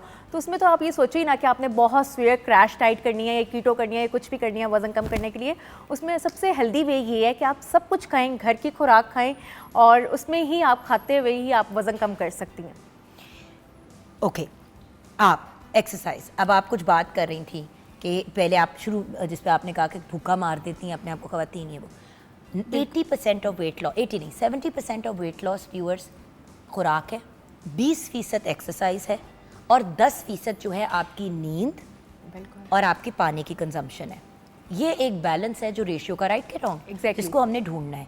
लेकिन अगर आप ये कहें कि मैंने सिर्फ 70% कर लिया अपनी खुराक के थ्रू या अपने आप को भूखा मार के, तो गाइस वो प्रॉब्लम है, क्योंकि वो उतनी ही जल्दी बाउंस बैक करेगा। उसको मैनेज और मेंटेन करने के लिए और बॉडी में स्ट्रेच मार्क्स ना आए और अजीब आपकी बॉडी शेप में ना जाए वजन कम करने के लिए, उसके लिए आपको चाहिए एक्सरसाइज। और इन 90% को कवर करने के लिए जब तक आप पानी नहीं पिएंगे और नींद नहीं पूरी करेंगे, आप वजन कम नहीं कर सकते। सो ये है कॉम्बिनेशन जी। यही चीज़ मतलब आपने पानी और नींद को बीच में मर्ज किया, तो इस चीज़ को मैं बोलती हूँ कि रूटीन। मतलब लोग जैसे कहते हैं 70%, कुछ कहते हैं 80% डाइट है, 20% जिम है या 30% जिम है। मेरा अपना जो मानना है, जो मैंने अपने आप से करके देखा सीखा, कि आपकी 40% डाइट है, 40% आपकी रूटीन है और 20% आपका जिम है। क्योंकि जब तक आपकी रूटीन नहीं है ना, उस टाइम तक आप अपने आप को अचीव कर ही नहीं सकते। रूटीन पर जान 3 बच्चों के साथ कैसे? देखो ये बात इसलिए मैं करी हूँ कि अक्सर लोग ये कहते हैं कि भाई एक 2 बच्चे करके, एक बच्चा करके वेट कम करना बड़ा आसान काम है। आई एम सॉरी व्यूअर्स, 1 बच्चा हो 7 बच्चे हो, आपने अपनी स्केड्यूल को मैनेज करना है उस हिसाब से। मेरे भी 3 बच्चे हैं, उनके भी 3 बच्चे हैं। मेरे स्कूल गोइंग मतलब बच्चे जब छोटे थे और बच्चों को मैनेज करना, घर के काम करना, मैंने अपना एक रूटीन बना ली थी। मतलब जैसे बेतुका खाना, और जो है 9 बजे के बाद मैं खाना नहीं खाती थी, और जिम की एक रूटीन थी। लड़कियां क्या करती हैं, 12 बजे आ गई, 1 बजे आ गई, 2 बजे आ गई। रूटीन थी ये भी तो जानना है। रूटीन मेरी इस तरह से थी कि मैंने सुबह उठ के नाश्ता करना है। नाश्ता सबसे बेसिक नीड है आपकी, बस, क्योंकि आपको सारा दिन आपको जो खड़ा रखना है ना, वो आपके नाश्ते ने रखना है। और वही चीज़ मैं स्किप करती थी, वही चीज़ मैं नहीं करती थी। तो जब मैंने अपनी रूटीन को चेंज किया, और सबसे बड़ी बात ये थी कि एक चीज़ हमारी ख़वातीन में ये भी है कि 1 हफ़्ता नहीं होता उनको जिम ज्वाइन किए हुए, और उनको 1 हफ़्ते में रिज़ल्ट चाहिए होता है। वो 1 हफ़्ते का रिज़ल्ट ऐसे नहीं आता। अच्छा, लेकिन डाइट से आ जाता है 1 हफ्ते में रिजल्ट। लेकिन कौन सी डाइट से? अंडे केले की डाइट कर लो, नहीं केले दूध की डाइट कर लो, कीटो कर लें, कीटो कर लो, सिर्फ एग डाइट कर लो। अब वो जितनी स्पीड से व्यूअर्स इन डाइटों से वजन उतरता है, उतनी ही स्पीड से वापस आता है, क्योंकि आधे से ज़्यादा तो आपके जिस्म से पानी निकल रहा होता है। है, बिल्कुल वाटर वेट आपका जाता है। और फिर जो सबसे बड़ी बात ये है कि आप अपने आप को देखें, जो अपने आप को आप रीड कर सकती हैं ना, वो मैं नहीं कर सकती। हाँ, मैं समझ सकती हूँ, समझाना बहुत मुश्किल है किसी को। तो उसमें मैंने अपने आप को देखा, और जब मैंने 1 महीना मैंने अपना डाइट प्लान बहुत सख्त किया, बहुत ज़्यादा ना, मतलब स्ट्रिक्ट हो गई, कहीं आना जाना बंद, और मैंने कहा कि नहीं अभी करना है, बहुत सुन ली बातें। तो जब 1 महीने बाद मैं वेट मशीन पे चढ़ी, खुशी खुशी के शायद कुछ तो कम हुआ होगा, तो आप ये गेन करें कि मेरा 1 इंच भी कम नहीं हुआ। बस वो टाइम था मेरे बनने का और गिरने का। मैंने कहा कि अगर मैं हिम्मत हारती ना उस वक़्त के, यार इतनी मेहनत की और मैं कुछ भी नहीं मिला। यहाँ पे ख़वातीन को मेरा कहने का मकसद जिस ये तरह है कि गाड़ी गिव को अप अभी नहीं करनी। आप कहते हैं ना कि इंजन को गर्म होने का मार्जिन देना चाहिए, उसी तरह व्यूअर्स कभी कभी जब वजन जमा होता है ना, क्योंकि विसरल फैट भी होता है, रेगुलर फैट भी होता है, आप जमा हुआ है उसको आपने वापस उतारने के लिए थोड़ा सा एक्टिवेट करना पड़ता है। एक्टिवेट भी, दूसरा रीड करें अपने आप को कि यार मैंने इतनी मेहनत की, कहीं ना कहीं आपसे कहीं कोताही है। अब वो चाहे डाइट में है, चाहे वो आपके रूटीन में है, चाहे वो आपके जो है वो जिम करने में है या वर्कआउट करने में, आप ऐसा क्या है जो मिसिंग है। तो तब मैंने अपने आप को ना समझा, और मैंने कहा कि शायद मे बी मेरे डाइट तो ठीक है, मे बी मेरे वर्कआउट में कमी है। अच्छा, अब ये बताइए कि आपने टोटल कितना वेट कम किया है? मैंने तो 35, मतलब मैं 48 पे भी गई, 85 से 48, फिर अभी मैं 55-60 पे रहती हूँ। That's perfect. क्योंकि व्यूअर्स देखिए, हाइट और बॉडी के साइज़ के हिसाब से BMI, बॉडी मास इंडेक्स अपना चेक करें। अब उससे भी ज़्यादा एडवांस चीज़ें आ गई हैं। बिल्कुल। ये जो एक कॉन्सेप्ट है ना कि अब कम हो रहा है, तो अब इतना कम कर दे कि बंदा ढांचा लगना शुरू हो जाए, वो भी अच्छा नहीं लगता। बिल्कुल। और पानी जो है वो साथ साथ आप पीते जाए। मैंने कितनी ट्रेनर्स ऐसे देखे हैं जो आपसे वर्कआउट करवा रहे हैं और आपको पानी नहीं पीने दे रहे। मतलब इस तरह से कि बॉडी आपकी डिहाइड्रेट हो रही होती है, मसल ड्राई हो रहा होता है, तो वो चीज़ आपको बहुत नुकसान देती है। लेकिन कभी कभी एक चीज़ होती है, समझ जो आपका बेड़ा गर्क कर देती है। मेरी एक दोस्त है, उसको इसकी ना एक खाला ने कहा कि बेटा ये मैंने एक सफूफ सा बनाया आपके लिए, ये आपने डेली ना 1 चम्मच दूध में पीना है। अच्छा। वो मज़े का था, क्योंकि शायद उसके अंदर बादाम और मिश्री और मेवे और बहुत सी चीज़ें ना उन्होंने ग्राइंड करके ना दी थी। तो वो क्या करती थी कि 2 टेबल स्पून दूध के ग्लास में डाल के दिन में 2 दफ़ा पी रही थी, और साथ में बाकी के अपने मामलात लेके चल रही थी। उसका वज़न बढ़ता जाए देखो आफ्टर बेबी एक ग्लास दूध बड़ी अच्छी चीज़ है, बिल्कुल। लेकिन जब आप उसके साथ ये ग्लास दूध से फूफ भी ले रहे हैं, साथ आप पंजीरी भी खा रहे हैं, उसके अलावा आप खीरें भी खा रहे हैं, वेरियस डिफरेंट चीज़ें आपके घर और वाले सरप्लस में जा रही है वो कैलोरीज। इतनी ज़्यादा कि वो एक्सरसाइज भी कर रही है, सारा कुछ कर रही है, बॉडी शेप में आ गई, वजन 1 पाउंड नहीं कम हुआ, इंच 1 नहीं खत्म हुआ। बिल्कुल। सिर्फ वो जो होता है ना पेट जो अंदर वैसे ही नेचुरली जाना होता है, प्रेगनेंसी के बाद पेट भी बांध रही है, ये वो उससे सारे देसी अरबे की है, लेकिन इस पे वो मारी गई एक स्टूपिड चीज़ के ऊपर। बिल्कुल ऐसी है। तो ये चीज़ों को हमें देखना चाहिए ना। अच्छा, जहाँ पे मुझे ये होता है समटाइम्स ना आपका वेट गिर रहा होता है, समटाइम वेट स्ट्रक होता है, इंचेस में गिर रहा होता है, आपका इंचेस रिड्यूस हो रहे होते हैं। उसमें सबसे ज़्यादा इंपॉर्टेंट ये है कि आपकी डाइट के साथ फिजिकल एक्टिविटी बहुत इंपॉर्टेंट है, और स्ट्रेस मैनेजमेंट। समटाइम आपकी फिजिकल आपने एक्टिविटी तो इतना कर रहे होते हैं, आपकी डाइट भी सही हो रही होती है, लेकिन स्ट्रेस की वजह से आपका वेट स्ट्रक हो जाता है। तो स्ट्रेस मैनेजमेंट करना बहुत ज़रूरी है। हाउ स्ट्रेस मैनेजमेंट कैसे करें? मेरा बच्चा कहना बहुत आसान है, बिल्कुल ऐसी है। देखो एक तक मतलब मुझे याद है जब दूर कुछ साल की थी, मैं जल्दी उठी, क्योंकि मेरा ये होता था कि उठने से पहले एक्सरसाइज करके आ जाऊँ। तो मैं निकल रही थी बिल्कुल, तो एकदम से मुझे उसके रोने की आवाज़ आई, मैं भागती हुई अंदर गई। जब तक उसको सेटल किया, सारा कुछ किया, टाइम हो गया कि हसन ने स्कूल जाना है, हमजा ने स्कूल जाना है, उनको रेडी करना शुरू हो गई। अब इस चीज़ की स्ट्रेस की एक्सरसाइज नहीं की, और उस दिन फिर एक्सरसाइज रह गई, जिसकी वजह से और एंग्जाइटी हुई। तो होता ये कि फिर ऐसी चीज़ें भी तो हो जाती है ना अनकॉल्ड फॉर। आप बिल्कुल ठीक चल रहे हैं, एक्सरसाइज की रूटीन चल रही है, बच्चा तो अल्लाह माफ़ी दे तो बस सफ़ार कोई बीमार हो गया या घर का कोई बड़ा प्रॉब्लम में आ गया, अब 4, 5, 6 दिन आप रूटीन से निकल गया, वापस ही नहीं आ पाए। ऐसी है बिल्कुल। स्ट्रेस ईटिंग बहुत ज़्यादा होती है। सो कोई ऐसा तरीका बताओ जिससे इंसान थोड़ा सा फोकस के साथ अपने आप को रिड्यूस कर सके। अच्छा, उसमें सबसे पहले तो ये है कि आप अपने लिए अपने आधा घंटा तो निकालें। हम ये नहीं कहते एज अ डाइटिशियन कि आपने घंटा जो है आपने फिजिकल एक्टिविटी करनी है, वॉक करनी है, हाफ एन आवर आप अपने लिए ज़रूर निकालें अपनी ज़िंदगी में। अक्सर हम ख़वातीन में देख रहे होते हैं कि वो शादी के बाद या डिलीवरी के बाद वो अपने आप को भूल ही जाती हैं, बिल्कुल सारी चीज़ें बच्चों के आस पास ही लगी रहती हैं। तो अपने लिए आधा घंटा ज़रूर निकालें, जिसमें आप चाहे वॉक कर लें या कोई ऐसी चीज़ कर लें जिससे आपको सुकून मिलता हो। Awesome. What are your tips? मेरा ओपिनियन इसमें ये है कि लाइक आप जब जिम भी आते हैं ना, जो मैं ख़वातीन को रीड करती हूँ, वो लोग जब जिम भी करती हैं एज अ होमवर्क, मतलब इस कदर हमारा मुआशरा औरत को लेके इतना डीमोटिवेट, और मतलब आप यकीन नहीं करेंगी कि परसों मेरे पास एक क्लाइंट आई, बच्ची थी और 26 ईयर उनकी जो है वो एज थी, 3 बच्चे थे, 3 सी सेक्शन थे, और कुछ उन्होंने मुझसे स्टोरी शेयर की अपनी कि वो रो पड़ी बताते बताते ना मुझे। तो मैंने उसको उस टाइम पे ये चीज़, क्योंकि देखें यार मेरा एक अपना जो मानना है ना, मैं कहती हूँ यार हम लोगों ने ना औरत की दुश्मन है, इतना हाई कर लिया, इतना हैवी कर लिया खुद के ऊपर कि हम ये चीज़ भूल गए हैं कि वो दोस्त भी है। बात समझने की है, जैसे समझ लिया कि दुश्मन अब मैं हूँ, ठीक है, मैंने इस चीज़ को एक्सेप्ट किया। यार बट एक बात है, कोई एक दूसरे के साथ वेट लॉस की टिप्स नहीं शेयर करता, ये भी सबसे बड़ी एक प्रॉब्लम है। हम आपस में एक दूसरे को एडवाइस नहीं देते, हाँ बस जान हो गया, वो तो होना ही था।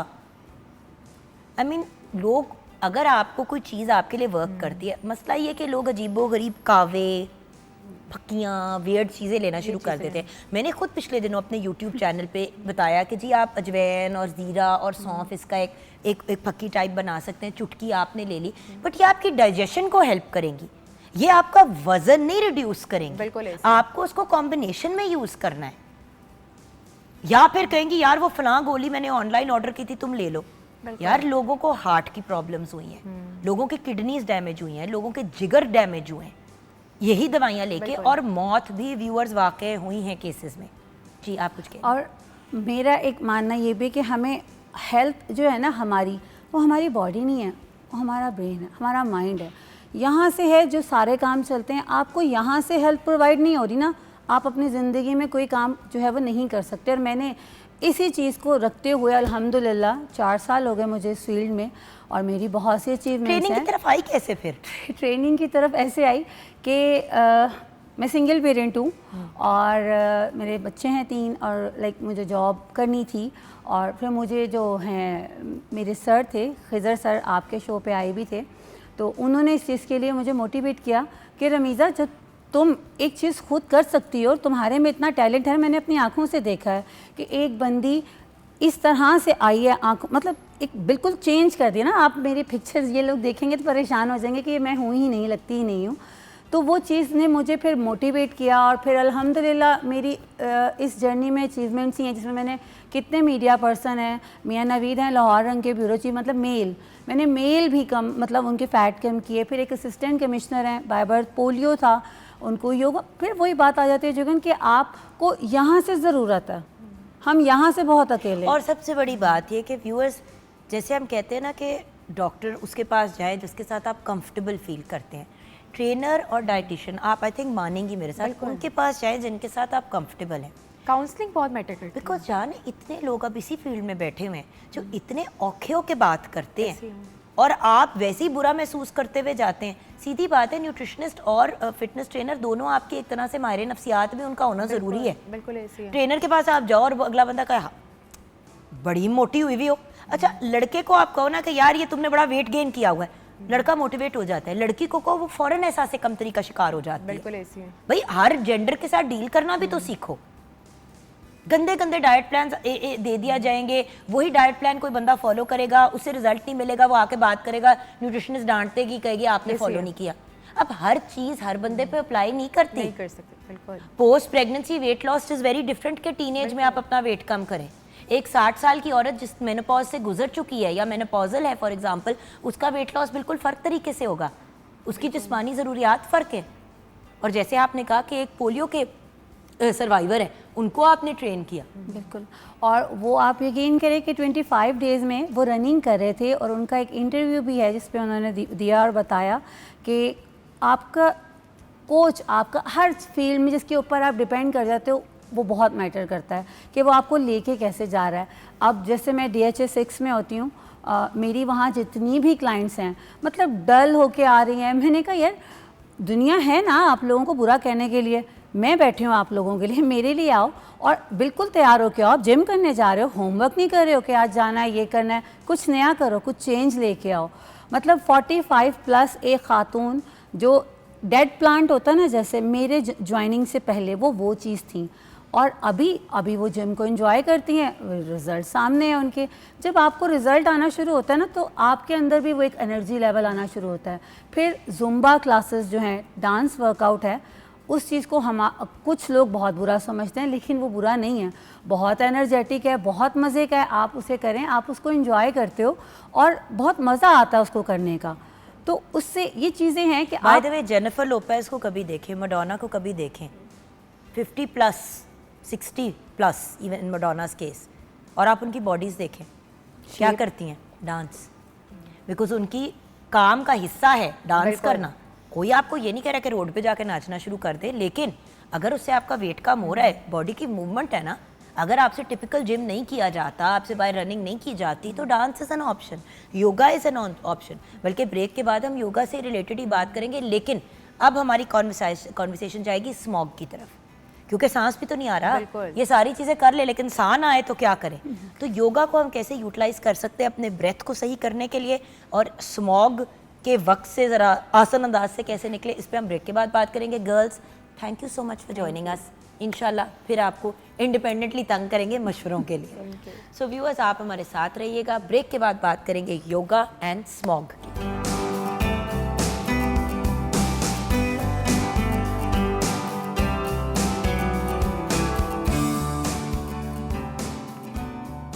Welcome back from the break viewers. मुस्कुराहट कैसे चेहरे पे ना आई जब भाई आ जाते हैं प्रोग्राम पे, हमारे बड़े प्यारे। मुलाकात तो इनसे of course morning at home में ही हुई, because he is the father of modern yoga, और इतने अवार्ड से इनको नवाजा गया है। फाउंडर एंड प्रेसिडेंट हैं of the national yoga federation of Pakistan, and internationally भी योगा की ट्रेनिंग जाके भी देते हैं और ऑनलाइन भी कराते हैं लोगों को अब। तो आज हमारे साथ योगी नईम हैं, हमारे बहुत प्यारे भाई। अस्सलाम वालेकुम। वालेकुम सलाम बहन। और योगी नईम के साथ हमें ज्वाइन किया है बहुत ही प्यारे भाई योगी अनवार अहमद, जो मुझे लगता है कि योगी नईम से ज़्यादा पुराने मेरे साथी हैं, जबकि साथ का ही साथ है। And then of course we have Yogi Nadeem Bhatt and we have Yogi Bashir Khan. ये हमारी एक योगी नईम साहब की एक फैमिली है, जिनके बगैर हमारा शो हमेशा नामुकम्मल रहता है। तो आपका बहुत बहुत शुक्रिया, आप लोग अपने स्केड्यूल्स में से वक्त निकालते हैं। सो नहीं भाई, जो मुझे मेन चीज़ आजकल कंसर्न कर रही है वो ये है स्मॉग। आप लास्ट टाइम आए थे तो आपने कहा था सांस सांस, ब्रीदिंग ब्रीदिंग। जब आपसे बात करें आप सांस का खेड़ा ही नहीं छोड़ते। तो जब साह ही नहीं आना तो फिर कौन सी कोई ब्रीदिंग, तो कौन सा कोई, आई डोंट अंडरस्टैंड। अब मुझे बताएं। योगी सदियों से जो है वो सांस को प्योर करने, ऑक्सीजन को बेहतर करने, quality of oxygen, quantity of oxygen, इस पे काम करते रहे हैं। क्योंकि योग एक सदियों कदीम इल्म है, तो योगियों ने नेचर को प्योर करने के लिए कुछ चीज़ों का इस्तेमाल किया, उनको मैं पहले डिस्कस करूँगा। याद रखिएगा कि काफूर का इस्तेमाल किया जाता है, फटकड़ी का इस्तेमाल किया जाता है, गूगल का इस्तेमाल किया जाता है, लेकिन मैं तरीका बताता हूँ उसको। लुबान का इस्तेमाल किया जाता है और चंदन एक जड़ी बूटी है, उसका इस्तेमाल किया जाता है। योगी जो हैं आपने देखा होगा अक्सर उनके करीब प्याले पड़े होते हैं। जब पुराने योगियों की तस्वीरें निकाल के देखते हैं तो उन प्यालों में क्या था, वो प्यालों में था ये जड़ी बूटियाँ होती थी। जहाँ काफूर होगी वहाँ पे प्योर होगी ऑक्सीजन, वहाँ पे पोल्यूशन कम होना शुरू हो जाएगी। जहाँ पर जो है वो फिटकड़ी पड़ी होगी वहाँ पे प्योरिफिकेशन शुरू हो जाएगी। इसीलिए योगी हमेशा अपने पास इन चीज़ों को रखते थे ताकि वो जब ब्रीदिंग करें तो वो जो पोल्यूशन है वो उनके नाक के ज़रिए जिस्म में ना जा सके। और इसको हम यूँ कह सकते हैं कि अगर आप ये चाहते हैं कि जहाँ पे आपने योगा करना है तो प्योर करना चाहते हैं एनवायरनमेंट को, तो थोड़े से आप कोयले जलाएं, उसके ऊपर गूगल, चंदन और लुबान को डाल दें थोड़ा थोड़ा। और अगर आप इस तरह डाल दें तो उसकी धुनी जब हो जाएगी तो उससे आपकी ऑक्सीजन लेवल बेहतर होना शुरू हो जाएगा, क्योंकि जो पोल्यूशन है ये उसको ख़त्म करती हैं ये तीनों चीज़ें। और अगर आप लुबान, चंदन, लुबान और गूगल, ये तीन जड़ बूटियाँ जो हैं इनको कोयलों पे डालना है थोड़ी थोड़ी मिकदार में। और बल्कि पहले ज़माने में बलाओं को दूर करने के लिए भी वो किया जाता जिन्नात था। के लिए भी एक्चुअली किया बला जाता है क्या? जिन्नात के लिए किया जाता था। और अगर आप जहाँ योगा आपने करना है वहाँ नमक का पोचा लगा लें तो आपकी वहाँ पे फ़िज़ा प्योर हो जाती है। ठीक है। पानी में नमक डालें, आप लाल नमक जो है उसका पोचा लगाएं। लेकिन भैया बाहर जो लोग करते हैं एक्सरसाइज, हाँ, अब उसके जैसे लिए। कि आप और मैं डिस्कस कर रहे थे, आपने कहा कि जुगन मैं बेसिकली पार्क्स में कराता हूँ। अभी मैं आपसे जो ब्रेक में बात करी थी कि नहीं भाई देखिए, आप कहते हैं करें, अब वो मौसम आ रहा है जहाँ पे बंदा आउटडोर इंजॉय कर सकता है योगा को। पहले तो आपको पता है गर्मी इतनी होती है, बहुत से लोग मेरे जैसे ज़रा छुई मुई टाइप नहीं करते, क्योंकि फिर बहुत सुबह या शाम को लेट करना पड़ता है तो टाइमिंग का इशू हो जाता है। अब आजकल वो मौसम, अब अल्लाह का शुक्र है शुरू हो गया अगले 4 महीने तक कि आप आराम से 3-4 बल्कि दोपहर को भी कर ले तो कोई इशू नहीं है, राइट? जी। सन ब्लॉक लगाएं, बैठे और करें, क्या बिल्कुल, मसला है? बिल्कुल, बहुत अच्छा मौसम है। लेकिन भैया उसके साथ अब साह नहीं आ रहा और बाहर जाने से डॉक्टर मना कर रहे हैं, कह रहे हैं मास्क पहनो, ये करो वो करो। अब इसका हल ये है कि आप जो है वो फिटकड़ी को गीला करें, गीला करके मास्क के अंदर वाली साइड पर रगड़ लें, फिर मास्क लगाएं। जो फिटकड़ी का काम है वो प्योर करके ऑक्सीजन आपको देगी, आपको सांस आसानी से आएगा। ठीक है, फिटकड़ी को जो है मास्क के अंदर रगड़ लें गीला करके, ठीक है, ताकि वो उसके साथ मस हो जाए, मास्क के अंदर की तरफ आपके जो है वो फिटकड़ी लग जाए। सही। और आप घरों में, अपने कमरों में, अपने घरों में ये फिटकड़ी और काफूर का थोड़ा थोड़ा पीस रखें। और काफूर को अगर आप दाना, जो चने का दाना है उतना काफूर जो है उसको किसी भी बर्तन में डाल के नीचे आग जला दें तो उससे तो ऑक्सीजन जो है पैदा होती है। काफूर में ऑक्सीजन की मिकदार है, ऑक्सीजन लेवल उससे जो है बेहतर होता है आपके फ़िज़ा में। सही है। तो ये कर सकते हैं। लेकिन अब हम अगर इन चीज़ों को करने के लिए कुछ लंग्स की कुछ प्रैक्टिस कर लें। वही मैं कहने लगी थी कि भाई बाहर वाली चीज़ को चलो हम नहीं भी कुछ कर सकते, तो अंदर जो हमारी अपनी ज़ात के अंदर चीज़ है हम उसको तो सीधा कर सकते हैं। तो भैया बताइए। एक तो हमें तुलसी के पौधे लगाने चाहिए, 24 घंटे ऑक्सीजन देते हैं। हाँ जी, तुलसी हो गया, स्नेक प्लांट हो गया, मनी प्लांट हो गया, जी जी, स्पाइडर प्लांट हो गया। स्पाइडर प्लांट, ये प्लांट्स लगाने चाहिए हमें। और इंडोर प्लांट्स जो हैं इनको आप ज़रूर यूज़ करें। और तुलसी का एक और बहुत बड़ा फ़ायदा है, इसके करीब मच्छर नहीं आता। जहाँ तुलसी का पौधा होता है वहाँ मच्छर नहीं आता। डेंगू से बचना है तो तुलसी के पौधे ज़्यादा लगाएं। सारे घर में इधर उधर लगा दें। गेंदे का जो फूल है उसके पौधे के करीब मच्छर नहीं आता, सही। तो मच्छर से भी बचा जा सकता है। और अगर हम लंग्स के हवाले से बात करें तो लंग्स को जो है अगर आप बेहतर करना चाहते हैं, अपने गले के अमराज से बचना चाहते हैं, जो सांस में दिक्कत आती है, नाक आप जो खोलना चाहते हैं, इसमें कोई तंगी ना आए सांस लेने में, तो एक टेक्निक है जिसको यौगिक प्राण के ज़रिए किया जाता है। अगर आप यौगिक प्राण सीख जाएं तो फिर आपको सांस लेने में दिक्कत नहीं आती। हम जब सांस लेते हैं तो हम यहाँ का ज़ोर लगाते हैं, इससे जो है वो अंदर स्वेलिंग होना शुरू हो जाती है। नाक के अंदर जो नाक का रास्ता है वो बंद होना शुरू हो जाता है। मैं किसी को भी बोलूँ लंबा सांस लें तो वो करेगा, ज़ोर लगाएगा, लेकिन योगा ये कहता है कि आपने ओजा में सांस को लेना है, यहाँ से खींचना, Sternum. यहाँ से खींचना। नो स्टर्नम तो ये है, ना वो जो विंड पाइप है, विंड पाइप, विंड पाइप से आपने यहाँ से सांस को इनहेल करना है, नाक को फ्री करना है। अगर आपको नाक को फ्री करना आ गया तो कोई आपके कैविटी नहीं आएगी, नाक के अंदर किसी किस्म की ब्लॉकेज नहीं आएगी। इस तरह सांस लेने की प्रैक्टिस करनी पड़ेगी, और अगर ये कुछ दिन प्रैक्टिस कर लें तो खुद ब खुद फिर सांस जो है वो फिर आपके यहाँ पे शिफ्ट हो जाता है। ओजा कहते हैं इसको, ओजा में सांस को लेना, ठीक है। ओजा में सांस को लेना। इसके लिए एक ब्रीदिंग भी है जिसको ओजाई प्राण कहते हैं, और वो खासकर गले के अमराज के लिए की जाती है। क्योंकि भैया आपने पहले भी एक बात कही कि आपको, क्योंकि आपने मुझे बताया था कि जो आपको पता है कि हम अपने लंग्स का इस्तेमाल ही नहीं करते, जी हाँ। जितनी उनकी कैपेसिटी है उससे कम इस्तेमाल करते जी हैं। बिल्कुल। कोरोना में बहुत से लोगों के लिए सबसे बड़ा प्रॉब्लम यही बना कि उनके लंग्स इतने अंडर डेवलप्ड थे कि जब उन पे प्रेशर आया तो भट्टा बैठ गया। सो अब हमने इस चीज़ का ध्यान करना है कि सबसे पहले तो हम इंटरनली स्ट्रॉन्ग हो और लंग्स को स्ट्रॉन्ग करने की एक्सरसाइजेज अंडरस्टैंड करें, जिसमें से ऑब्वियसली जिस प्रोसेस के थ्रू लंग्स तक पहुंचता है उस पहले प्रोसेस के थ्रू ऑक्सीजन या व्हाटएवर हवा पहुंचाए तो अंदर हवा जाए। 5 लीटर ऑक्सीजन आपके लंग्स की कैपेसिटी है, 5 लीटर ऑक्सीजन आप इनहेल कर सकते तो हैं। कितने को लोग 5 लीटर इनहेल करते हैं? लोग तो कोई आधा लीटर भी नहीं करते होंगे। जी। ये देखे ना इतना करते हैं। और आप लोग जब सांस लेते हैं योगा, आप जैसे लेवल के जो लोग हैं वो फिर इतना लंबा सांस लेते हैं कि बंदा, आप लोग ले रहे होते तो बंदा लेके निकाल चुका होता है। 1 मिनट में एक सांस जो है वो आपका जो है वो 1 सर मिनट जी में को एक तरस सांस। खा ले, हमारे ऊपर इंसान है हम। ये 1 ये मिनट में, यौगिक प्राण जो है, अच्छा। अगर आप यौगिक प्राण, आप योगा की और प्रैक्टिस उससे कर वेट रहे हैं, लॉस भी होता है, आपने मुझे बताया था। जी, जो पेट वाला जो करते हैं उससे तो वजन भी कम हो पेट जाता है। से जब सांस निकालते हैं आप उसको रेस्ट देते हैं। अनवार भाई को बड़ी हंसी आ रही है इस पे, इसको सिर्फ एक ही चीज की टेंशन है, मुझे weight खुशी loss। इस चीज़ की कि आपको याद रह जाता है। बहुत पतले और अनहेल्दी होने से बेहतर है कि हेल्दी और हेल्दी लाइफ जो है, देखें अब आप जैसे बात कर रही हैं इसमें लंग्स के हवाले से, तो लंग्स के हवाले से जो है वो कुछ एक्सरसाइजेज भी हैं जिनको करना ज़रूरी है। स्मोक के दौरान होता ही है कि आपके लंग्स सिकुड़ जाते हैं। आम रूटीन में भी हमारे जो लंग्स सिकुड़े हुए हैं ना, इनको स्ट्रेच करना बड़ा ज़रूरी है। अगर आप लंग्स को स्ट्रेच करना चाहते हैं, योगा में बड़े आसान पोजेज हैं। लोग मुश्किल की वजह से डर जाते हैं कि पता नहीं कितने मुश्किल हो जाएंगे।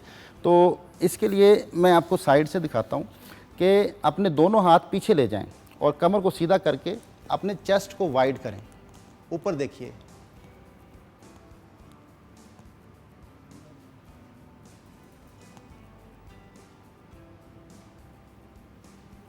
सांस निकालते हुए वापस, सही। इनहेल करते हुए कोशिश करें हाथों को मिलाने की और अपने चेस्ट को वाइड करें, शोल्डर पीछे की तरफ स्ट्रेच करें। शायरी आप अपने रिब केज को खोलेंगे तो आपको सांस लेने में भी आसानी होगी। देखें किसी भी मसल की आपने एक्सरसाइज, नोटिस किया है एक बात, मैं व्यूअर्स आपको ये दिखाना चाह रही हूँ, जरा एक सेकंड अगर हम अपने व्यूअर्स को दिखा सके। व्यूअर्स, हम लोग पहले ऐसे सीधा चला करते थे, घर वाले भी कहते थे कि सीधा सीधे होके चलो, चलो, सीधे होके आपका बैठो। चेस्ट फिर भी ओपन होता था। आजकल नोटिस किया है, मतलब लोग ऐसे चलते हैं, ऐसे चलते हैं, बैठते ऐसे हैं। बच्चे भी, वो भी। तो जब आप इतने क्लोज्ड होंगे तो उस बेचारे लंग के अंदर कैपेसिटी कितनी रहेगी? एक तो जिस जो चीज की आदत डाले, जैसे आपने कहा था कि पेट इतना सा है, उसमें इतना खाना डालेंगे वो इतनी साइज का रहेगा, उसमें जितना डालेंगे वो उतना होगा। उसमें लचक है। तो उसी तरह पेट को अगर आपने फैलाना नहीं है तो लंग्स को तो आपने फैलाना है, ताकि फैलाना उसको, दिमाग को आपने ज्यादा यूज करना है, लंग्स को ज्यादा यूज करना ज़्यादा है। यूज़ करना है। तो देखें जो बॉडी जो हमारी जो इस तरह हो गई है, इसमें एक तो सबसे बड़ी चीज़ खौफ है। आज का इंसान खौफज़दा है। खौफ से आप बिल्कुल बॉडी आपकी सिकुड़ जाती है, आपके मसल सिकुड़ते हैं, खौफ आपके जिस्म को सुकेड़ता है। अगर आप योगा के ज़रिए अपनी बॉडी को स्ट्रेच नहीं करेंगे तो आप हमेशा सिकुड़े रहेंगे। अब इसके लिए हम जो है वो एक और स्ट्रेच करते हैं जिसमें बड़ा आसानी से अपने लंग्स को जो है वो आप बेहतर कर सकते हैं। उसमें स्नेक पोज कर सकते हैं। आप उल्टा लेट जाइए और दोनों पाँव ऐसे सीधे रखते हुए अपने दोनों हाथ शोल्डर लेवल पर रखें और ऊपर की तरफ इस तरह उठें कि अपने शोल्डर को बिल्कुल सीधा रखते हुए ऊपर देखने की कोशिश कीजिए। सांस निकालते हुए नीचे आइए। अच्छा गाइस, एक रिक्वेस्ट है, इस पूरी प्रोसेस के दौरान बहुत से लोग कानों में टूटियां लगा के यही कर रहे होते हैं। प्लीज़ व्यूअर्स, म्यूज़िक वो अपनी जगह है, जैसे कोई सूदिंग योगा का आपने म्यूज़िक सुना, लेकिन लाउड धड़ धड़ धड़ धड़ वाला म्यूजिक नहीं सुनना और फोनों पे बातें नहीं करनी, अपने साथ रहना है, अपने साथ। अपने साथ रहना है। इसको एक और एंगल में भी करेंगे कि अपने दोनों हाथ पीछे इंटरलॉक कर लें और ये आप सोचिए आपके एब्स के लिए कितनी अमेजिंग एक्सरसाइज है। और अपने चेस्ट को ऊपर उठाइए।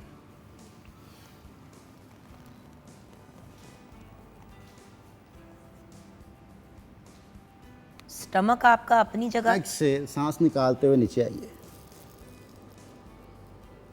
फिर इनहेल करते हुए ऊपर उठेंगे, चेस्ट वाइड करेंगे,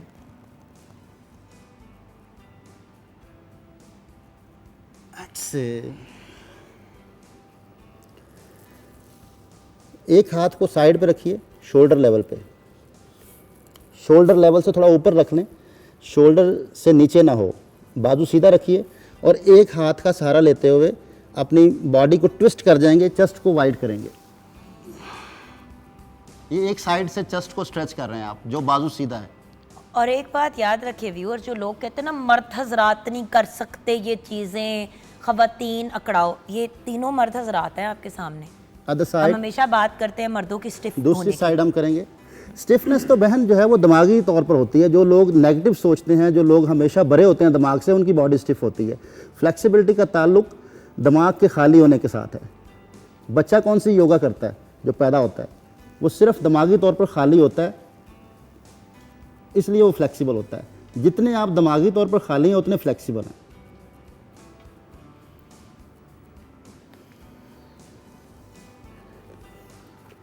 इसके बाद जो है वो हम अपने दोनों पैरों को पकड़ लेंगे और कोशिश करेंगे कि भाई अपने घुटनों को भी उठाएं और चेस्ट को भी ऊपर की तरफ वाइड करें। इनहेल,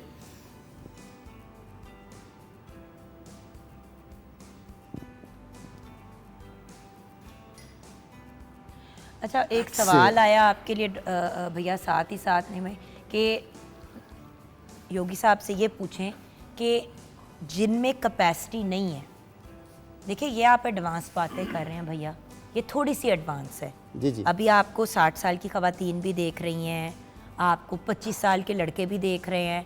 अब हमारी सोसाइटी में लड़कों को स्पेशली क्रिकेट फुटबॉल से ज़्यादा कोई चीज़ खिलाई नहीं जाती, तो नेचुरली उनकी बॉडियाँ अकड़ी हुई हैं जी जी। और फिर वो जिम की तरफ चले जाते हैं। बिल्कुल। तो आपको क्योंकि हर किस्म की बॉडी फ्लेक्सिबिलिटी के लोग देख रहे हैं, ये ज़रा एडवांस। अब मैं आ रहा हूँ सॉफ्ट एक्सरसाइज की हाँ, तरफ। शुरू के लोग क्या जी जी, करें? soft ये तो exercise। ये तो हाँ, जी जी, सबसे पहले जो है वो अपने हाथों को थोड़ा ये दूर सॉफ्ट रख की लीजिए। तरफ जा रहे हैं। जी जी, soft अच्छा की एक सेकंड, सॉफ्ट की तरफ जाने से पहले सिर्फ इतना एक्सप्लेन कर दें कि ये जो आपने एक्सरसाइजेस बताई थी वो किस लेवल के लोग करेंगे। ब्रेक के बाद अब वो एक्सरसाइज करेंगे जो हर बंदा कर सकता है, जी, ठीक हो गया बच्चे बहन। बड़े, क्योंकि मैं नहीं चाहती हूँ कि उसमें हमारी डिस्टर्बेंस आए। तो भैया ये सिर्फ बता दें हमारे व्यूअर्स को कि जो योगा करते हैं ये उनके लिए पोजेस थे। जो योगा बाकायदा, आपने तो योगा की बात की थी कि योगा मैट पे आप कर रहे हैं लेकिन बाहर बैठा नहीं जा रहा, तो हमने योगियों के लिए ये पोजेस किए थे। या जो लोग एक्सरसाइज करते हैं एक्सरसाइज regular, करते हैं हाँ। जिनकी बॉडी में फ्लेक्सिबिलिटी है। अब हम उस तरफ आएंगे कि जो लोग कुछ नहीं करते लेकिन ये कि उनको स्मोक से बचना है, स्मोक के असरात से बचना है, तो उनके लिए बड़ी सॉफ्ट एक्सरसाइजेज भी हैं, वो भी हम करेंगे। चलें व्यूअर्स, ब्रेक की तरफ जाते हैं। ब्रेक के बाद वापस आएंगे, किचन में भी नज़र डालेंगे और उसके साथ साथ ये भी बात करेंगे और योगी नईम से ये भी जानेंगे कि क्या कौन सी ऐसी खुराक है जो मतलब आप मतलब योगियों को या आयुर्वेदिक में ये सिखाई जाती हैं कि ये वाली चीज़ें अगर आप लें तो मज़ीद वो आपके फेफड़ों को स्ट्रॉन्ग करेंगी। ये भी हम बात करेंगे ब्रेक के बाद।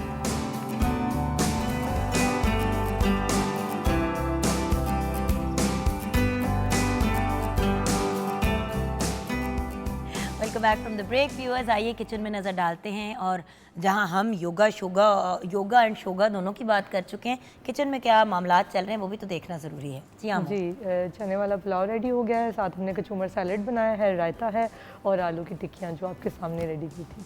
Sounds amazing. और याद रखिएगा कि हमने आलू की टिक्कियों में चिकन का अच्छा पोर्शन डाला है। जितना आलू डाला है शायद उससे ज़्यादा ही हमने चिकन का इस्तेमाल किया है, तो प्रोटीन का एलिमेंट वहाँ पे भी आ जाता है। और याद रखिएगा कि चावल जहाँ पे कार्बोहाइड्रेट है वहाँ पे चनों में भी प्रोटीन का कंटेंट होता है, तो ये एक कंप्लीट मील बन जाती है। जी, अब आपके पास आना चाहूँगी योगी नहीं, क्या खुराक में भी कोई ऐसी चीज़ें ली जा सकती हैं? आपने ये तो बताया कि गूगल और कफूर ये सारी चीज़ें जला सकते हैं हम, क्या खाने में कोई ऐसी चीज़ें हैं जो हमारे लंग्स को स्ट्रॉन्ग करेंगी? बहन, अंजीर का इस्तेमाल, अंजीर जो है अगर उसको आप रात भिगो दें दूध के अंदर, रात के वक्त उसको दूध के अंदर भिगो दें और उसको ढाँप दें, सुबह उठ के जो है वो आप वो दूध पिएं और वो अंजीर खाएं, इससे आपके लंग्स जो है वो प्योर होते हैं, लंग्स का इन्फेक्शन कम होता है। और इसके अलावा जो है वो एक लंग्स को बेहतर करने के लिए मैं एक थेरेपी बताऊंगा, कलर थेरेपी के साथ उसका बेहतर किया जा सकता है, लंग्स की इन्फेक्शन को कम किया जा सकता है, लंग्स को प्योर किया जा सकता है। लेफ़्ट हैंड पे ये जो एज लाइन है इसके अंदर आप इसको रेड कर दें, रेड मार्कर से, रेड कलर की मार्कर से इसको रेड करके और उसके ऊपर ब्लैक मार्कर से डॉट लगा दें, हल्के हल्के डॉट लगा के उसके ऊपर कसूरी मेथी, जो खुश्क मेथी होती है, शहद का लेप करके ऊपर चिपका के उसको हल्का सा बांध लें। ये रात को सोते हुए बांध दें, सुबह उठ के धो लें हाथ को। ये डेली करने से आपके, अगर आपको दमा भी है, अस्थमा है, उसके लिए बड़ा कारआमद है। ठीक है, इससे बहुत ज़्यादा फ़ायदा होता है। और इसके अलावा जो है वो अगर आप योगा की डाइट के हवाले से बात करें तो योगा 3 हिस्सों में डाइट को डिवाइड करता है, सात्विक डाइट, तमासिक डाइट, राजसिक डाइट। सात्विक डाइट बेस्ट डाइट है जो इंसान को सेहतमंद रखती है। हर वो डाइट सात्विक है जो कम से कम पकाई जाए, कम से कम रेसिपीज़ ऐड की जाएँ, जो आप कच्ची खा सकें, वो सात्विक डाइट है। जिसमें कम मसाला जार डाल के भी आप उसको पका लें तो वो सात्विक है। और तमासिक, हर वो डाइट तमासिक है जिसको बार बार टेम्परेचर चेंज हो, कभी ठंडा कभी गर्म, कभी ठंडा कभी गर्म, तो वो इंसान को वक्त से पहले बूढ़ा करती है। आजकल का बुढ़ापा जो लोगों को जवानी में आ गया, उसकी बड़ी वजह जो है वो ठंडा गर्म है। अब ये देखें ना, सात्विक फूड्स की अगर बात करें तो सात्विक फ्रूट्स में होल ग्रेन्स आते हैं, मिल्क और घी आता है, जैसे कि आपने भी कहा कि अंजीर को दूध के अंदर डाल सकते हैं, बीन्स एंड लेग्यूम्स जैसे कि चने वगैरह, दालें, अच्छा नट्स एंड सीड्स, जिसको पकाया ना जाए, मैंने कहा जैसे कम स्वीट फ्रूट्स हो गए, फ्रेश सब्जियां हो गई, हर्ब्स एंड स्पाइसेस हो गए छोटी मिकदार में, नेचुरल स्वीटनर, चीनी नहीं लेनी, शहद लें, शक्कर नेचर लें, से जितना जुड़ गुड़ सकते लें, और कोल्ड प्रेस्ड ऑयल्स जिनको हम कोलू का तेल या वटेवर ये चीज़ें भी कहते हैं, राइट? बेहतरीन डाइट सात्विक डाइट है। अच्छा, अब मुझे वो बताएं जो हर बंदा अपने घरों में कर सकता है, जो योगा का एक्सपर्ट नहीं है, अपने लंग्स को जी ज़्यादा उसके लिए स्मॉग से के लिए तैयार करने उसके लिए हमने मॉडर्न जो कुछ एक्सरसाइजेज जो डिज़ाइन की हैं वो सब लोग कर सकते हैं। उसमें जैसे फ़िश पोज तो बहुत मुश्किल है करना, तो हमने उसका किया कि आप बैठे हुए अपने ये जो विंड पाइप है इसको स्ट्रेच करें और लोअर जो आपका जबड़ा है इसको ऊपर स्ट्रेच करें।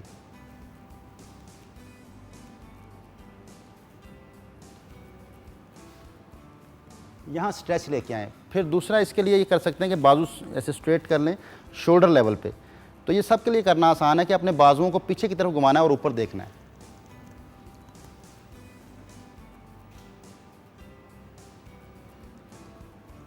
फिर नीचे की तरफ घुमाते हुए नीचे देखिए और बाजू ट्विस्ट कीजिए पूरे। दोबारा से ऊपर की तरफ देखेंगे, बाजुओं को घुमाना है नीचे की तरफ, फिर नीचे देखना है। हथेलियाँ ऊपर की तरफ चले जाएंगी। अब आगे से हथेलियों को ऊपर लेके जाएंगे।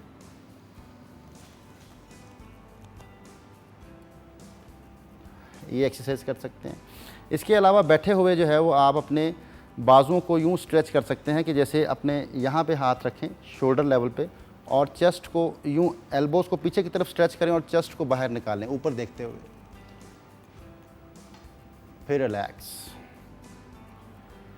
और दोबारा से शोल्डर्स को खींचना है पीछे की तरफ हाथों से, एल्बोज़ को पीछे लेके जाइए, रिलैक्स। इस तरह फिर आप जो है वो अपने एक बाजू को पीछे से पकड़ेंगे, हाथ से ऐसे पकड़ लिया। अब हम जिस तरफ हाथ पकड़ा हुआ है इसी की तरफ देखने की कोशिश करेंगे, शोल्डर से पीछे देखने की कोशिश करेंगे। अब ये सारे मसल स्ट्रेच हो रहे हैं। फिर दूसरी साइड से पकड़ लीजिए। ये बहुत आसान है, जिस तरफ आपका हाथ आगे उसी तरफ देखिए।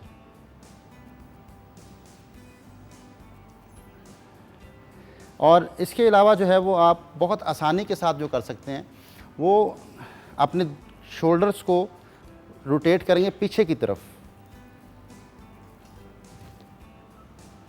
कुछ लोग जो है इसको ऐसे यूं आगे घुमाते हैं, इससे ड्रॉप शोल्डर होने का खदशा बढ़ जाता है। तो ड्रॉप शोल्डर से बचने के लिए हमेशा शोल्डर्स को पीछे घुमाइए, आगे से ऊपर उठाइए और पीछे से नीचे ले आइए।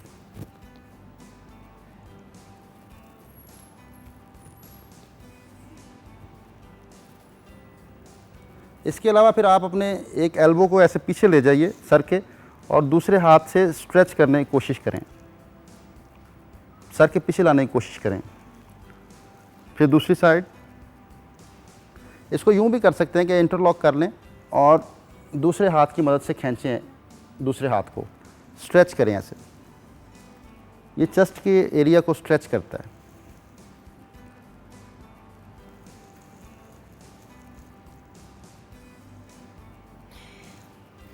इसेंशियली व्यूअर्स वही वाली चीज़ है ना कि आपने जिस्म में लचक अगर पैदा करनी है तो वो आपने अपने ऑर्गन्स में भी लचक पैदा करनी है। लचक पैदा करें। अपनी ज़िंदगी के अंदर से एक तो चले स्मॉग की वजह से सांस नहीं आता, एक तो स्ट्रेस की वजह से भी स्ट्रेस नहीं की आता। वजह से नहीं आता।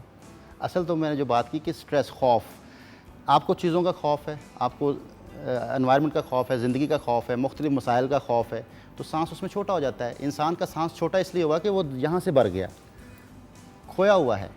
आज हम सब खोए हुए ज़िंदगी गुजार रहे हैं, पास्ट या फ्यूचर, प्रेजेंट से टूट गए हैं, तो सांस कैसे आएगा? सांस तो ना होने के बराबर है। तो सांस को बेहतर करने के लिए सबसे पहले तो आपको अपने घर में वापस आना है, अपने घर से बिछड़े हुए हैं, इसमें वापस आना है। और इसके अलावा जो है, अगर आप सांस को बेहतर करना चाहते हैं तो सांस की थोड़ी सी मशक करनी पड़ती है। जैसे आपने कहा फिज़िकली मसल्स आपके बेहतर होंगे तो आपके ऑर्गन्स बेहतर होंगे। आपके मसल्स में फ्लेक्सिबिलिटी नहीं है तो ब्लड फ्लो कैसे ऑर्गन्स तक जाएगा? अच्छा भैया, आज के क्योंकि शो को कंक्लूड करना है तो आज मैं इस बात पे शो को कंक्लूड करना चाहूँगी कि देखिए, बहुत से लोग योगा सिखा रहे हैं ऑनलाइन और बहुत से लोगों की इंजरीज़ भी हो रही हैं। तो आज मैं चाहूँगी कि कुछ पर पब्लिक सर्विस मैसेज के पॉइंट ऑफ व्यू से, बिकॉज़ आप माशाल्लाह you are considered the father of modern yoga, उसके अलावा आप फाउंडर एंड प्रेसिडेंट हैं of national yoga federation Pakistan. तो जिस तरह मैं डॉक्टरों से भी पूछती हूँ जो सीनियर्स होते हैं कि भाई आप क्यों नहीं फार्मेसीज़ और इन चीज़ों पे बैन लगवाते कि सर्टन दवाइयाँ और सर्टन चीज़ें अवेलेबल हों, तो यूट्यूब पे तो अन्नावार योगा सिखाया जा रहा है और लोगों के गिट्टे गोडे हिल जाते हैं। तो एंड में इसके पॉइंट ऑफ व्यू से पैगाम दे के हम शो क्लोज़ करेंगे। मैं बहन बारहा मुख्तलिफ चैनल्स पे ये कह चुका हूँ कि गवर्नमेंट को चेक करना चाहिए कि ये डिग्री कहाँ से ली है। अगर कोई किसी की सेहत के ऊपर काम कर रहा है तो उसकी डिग्री होनी चाहिए। योगा की डिग्री कहाँ से ली है, कहाँ से सीखा है, ये माहिर है या नहीं है। अगर योगा करवा रहा है तो ये कहीं वो अताई तो नहीं है, अताई वाला काम तो नहीं हो रहा। आपको पता है बाहर के मुल्क में आप कितने भी ब्रिलियंट ट्रेनर हो, जिस तरह कनाडा में आपके पास Can Fit Pro, first step, second step, third step, आपके जितनी डिग्रीज पूरी होती हैं उसकी बेस के ऊपर आपको सीनियरिटी मिलती है। आप 40 साल भी काम कर लें लेकिन आपने पहला स्टेप ही किया है, और आपने अगर पहला स्टेप नहीं किया तो आप प्रैक्टिस भी नहीं कर सकते। ऐसा होना चाहिए यहाँ भी। योगा जो है, अगर योगा हो रहा है पार्क्स के अंदर तो उनसे पूछा जाए आपने कहाँ से सीखा है, आपकी डिग्री कहाँ से, आप कितना जानते हैं। आप अगर ट्रीटमेंट कर रहे हैं, एक है योगा फिटनेस का, आप वो फिजिकल फिटनेस का योगा तो कर रहे हैं, लेकिन अगर आप साथ में ट्रीटमेंट का योगा कर रहे हैं तो आपके पास एनाटॉमी का पता है, आपको फिजियोलॉजी का पता है, आपको जानते हैं आप इस बारे में, फिर आप ट्रीटमेंट कर सकते हैं ना। क्लिनिकल योगा आपने सीखा कहीं से, क्लिनिकल योगा की कोई डिग्री आपके पास, कोई योगा थेरेपी की डिग्री। और मैं ये समझता हूँ कि योगा जिस्म को मरोड़ने का नाम नहीं है। आपका पाँव माथे पे लगता है, इसका नाम योगा नहीं है। योगा आपके दिमाग की रिलैक्सेशन, आपके मेंटली जो है अपने अटैचमेंट बॉडी के साथ और अपनी बॉडी को रिलैक्स रखते हुए बॉडी को स्ट्रेच करने का नाम है, ना कि अपने जिस्म को तोड़ लेना, इंजरी करना। इंटरनल मसल इंजरी होती ही तब है जब आप ज़ोर आजमाई करते हैं बॉडी के साथ, और वो सारी ज़िंदगी साथ चलती है। और फिर जो आपके एंजाइम्स के टेस्ट होते हैं उसमें आपका बड़ा वो प्रॉब्लम हो जाता है। अक्सर लोग फिर कार्डिक में चले जाते हैं, हार्ट की वो समझते हैं कि शायद एंजाइम जो है वो ज़्यादा रिलीज़ हो रहे हैं। तो इसलिए फिर अगर आपने इन चीज़ों को समझना है तो उसके लिए फिर माहिर योगी का होना बहुत ज़रूरी है। माहिर योगी से आप योगा करेंगे तो कभी भी आपके मसल इंजरी नहीं होगी। इंटरनल मसल इंजरी को लोग अक्सर खलियाँ कहते हैं, खलियाँ पड़ गई, तो खलियाँ नहीं होती, वो मसल इंजरी होती है जब भी। और फिर इसको यूँ कहते हैं कि जब आप करते रहें तो खलियाँ टूट जाएंगी, वो सेंसलेस हो जाते हैं। आप मुख्तलिफ वर्जिशें हार्ड करते रहते हैं, मसल इंजरी करके उसके ऊपर जो है मैं यहाँ मारना शुरू करूँ, एक वक्त आएगा ये सुन हो जाएगा, इस पर फीलिंग लेस हो जाएगा। यही होता है जब आप खलियाँ कह के आप मुख्तलिफ हार्ड ट्रेनिंग्स करते रहते हैं, ट्रेनर करवाते रहते हैं, तो जब ये ट्रेनिंग्स होती हैं तो बॉडी आपकी सेंसलेस होती है और फिर दिमाग की तरफ आपका बॉडी का मैसेज कोई नहीं जाता है, इम्यून सिस्टम काम कोई नहीं करता। थैंक यू सो मच भैया, खुश रहें, आबाद रहें। आपका भी बहुत बहुत शुक्रिया मेरे प्यारे भाइयों का। Thank you all for joining us viewers. We are very very grateful to Yogi Naeem, Yogi Bashir Khan, Yogi Nadeem Bhatt and Yogi Anwar Ahmed कि उन्होंने अपने स्केड्यूल में से टाइम निकाला। Thank you so much chef Aamna. Monday morning का ऐसे ज़्यादा पॉजिटिव आगाज़ नहीं हो सकता था। वेट लॉस पे भी बात की, हेल्दी अंदाज में अपनी ज़िंदगी को आगे ले जाने की बात की। अगर प्रेगनेंसी के बाद वेट कम करना है तो आपके साथ एक स्टोरी भी शेयर की। एंड देन ये जो स्मॉग का इशू पूरे पाकिस्तान में बल्कि हमारे गिरदो नवाह की कंट्रीज़ में भी बहुत सीवियर हुआ है, उससे रिलेटेड भी गाइडेंस दी। अब इन चीज़ों को कम से कम इस हफ्ते में इम्प्लीमेंट करने की कोशिश तो करें। ज़िंदगी रही तो कल मुलाकात होगी। खुदा हाफिज़।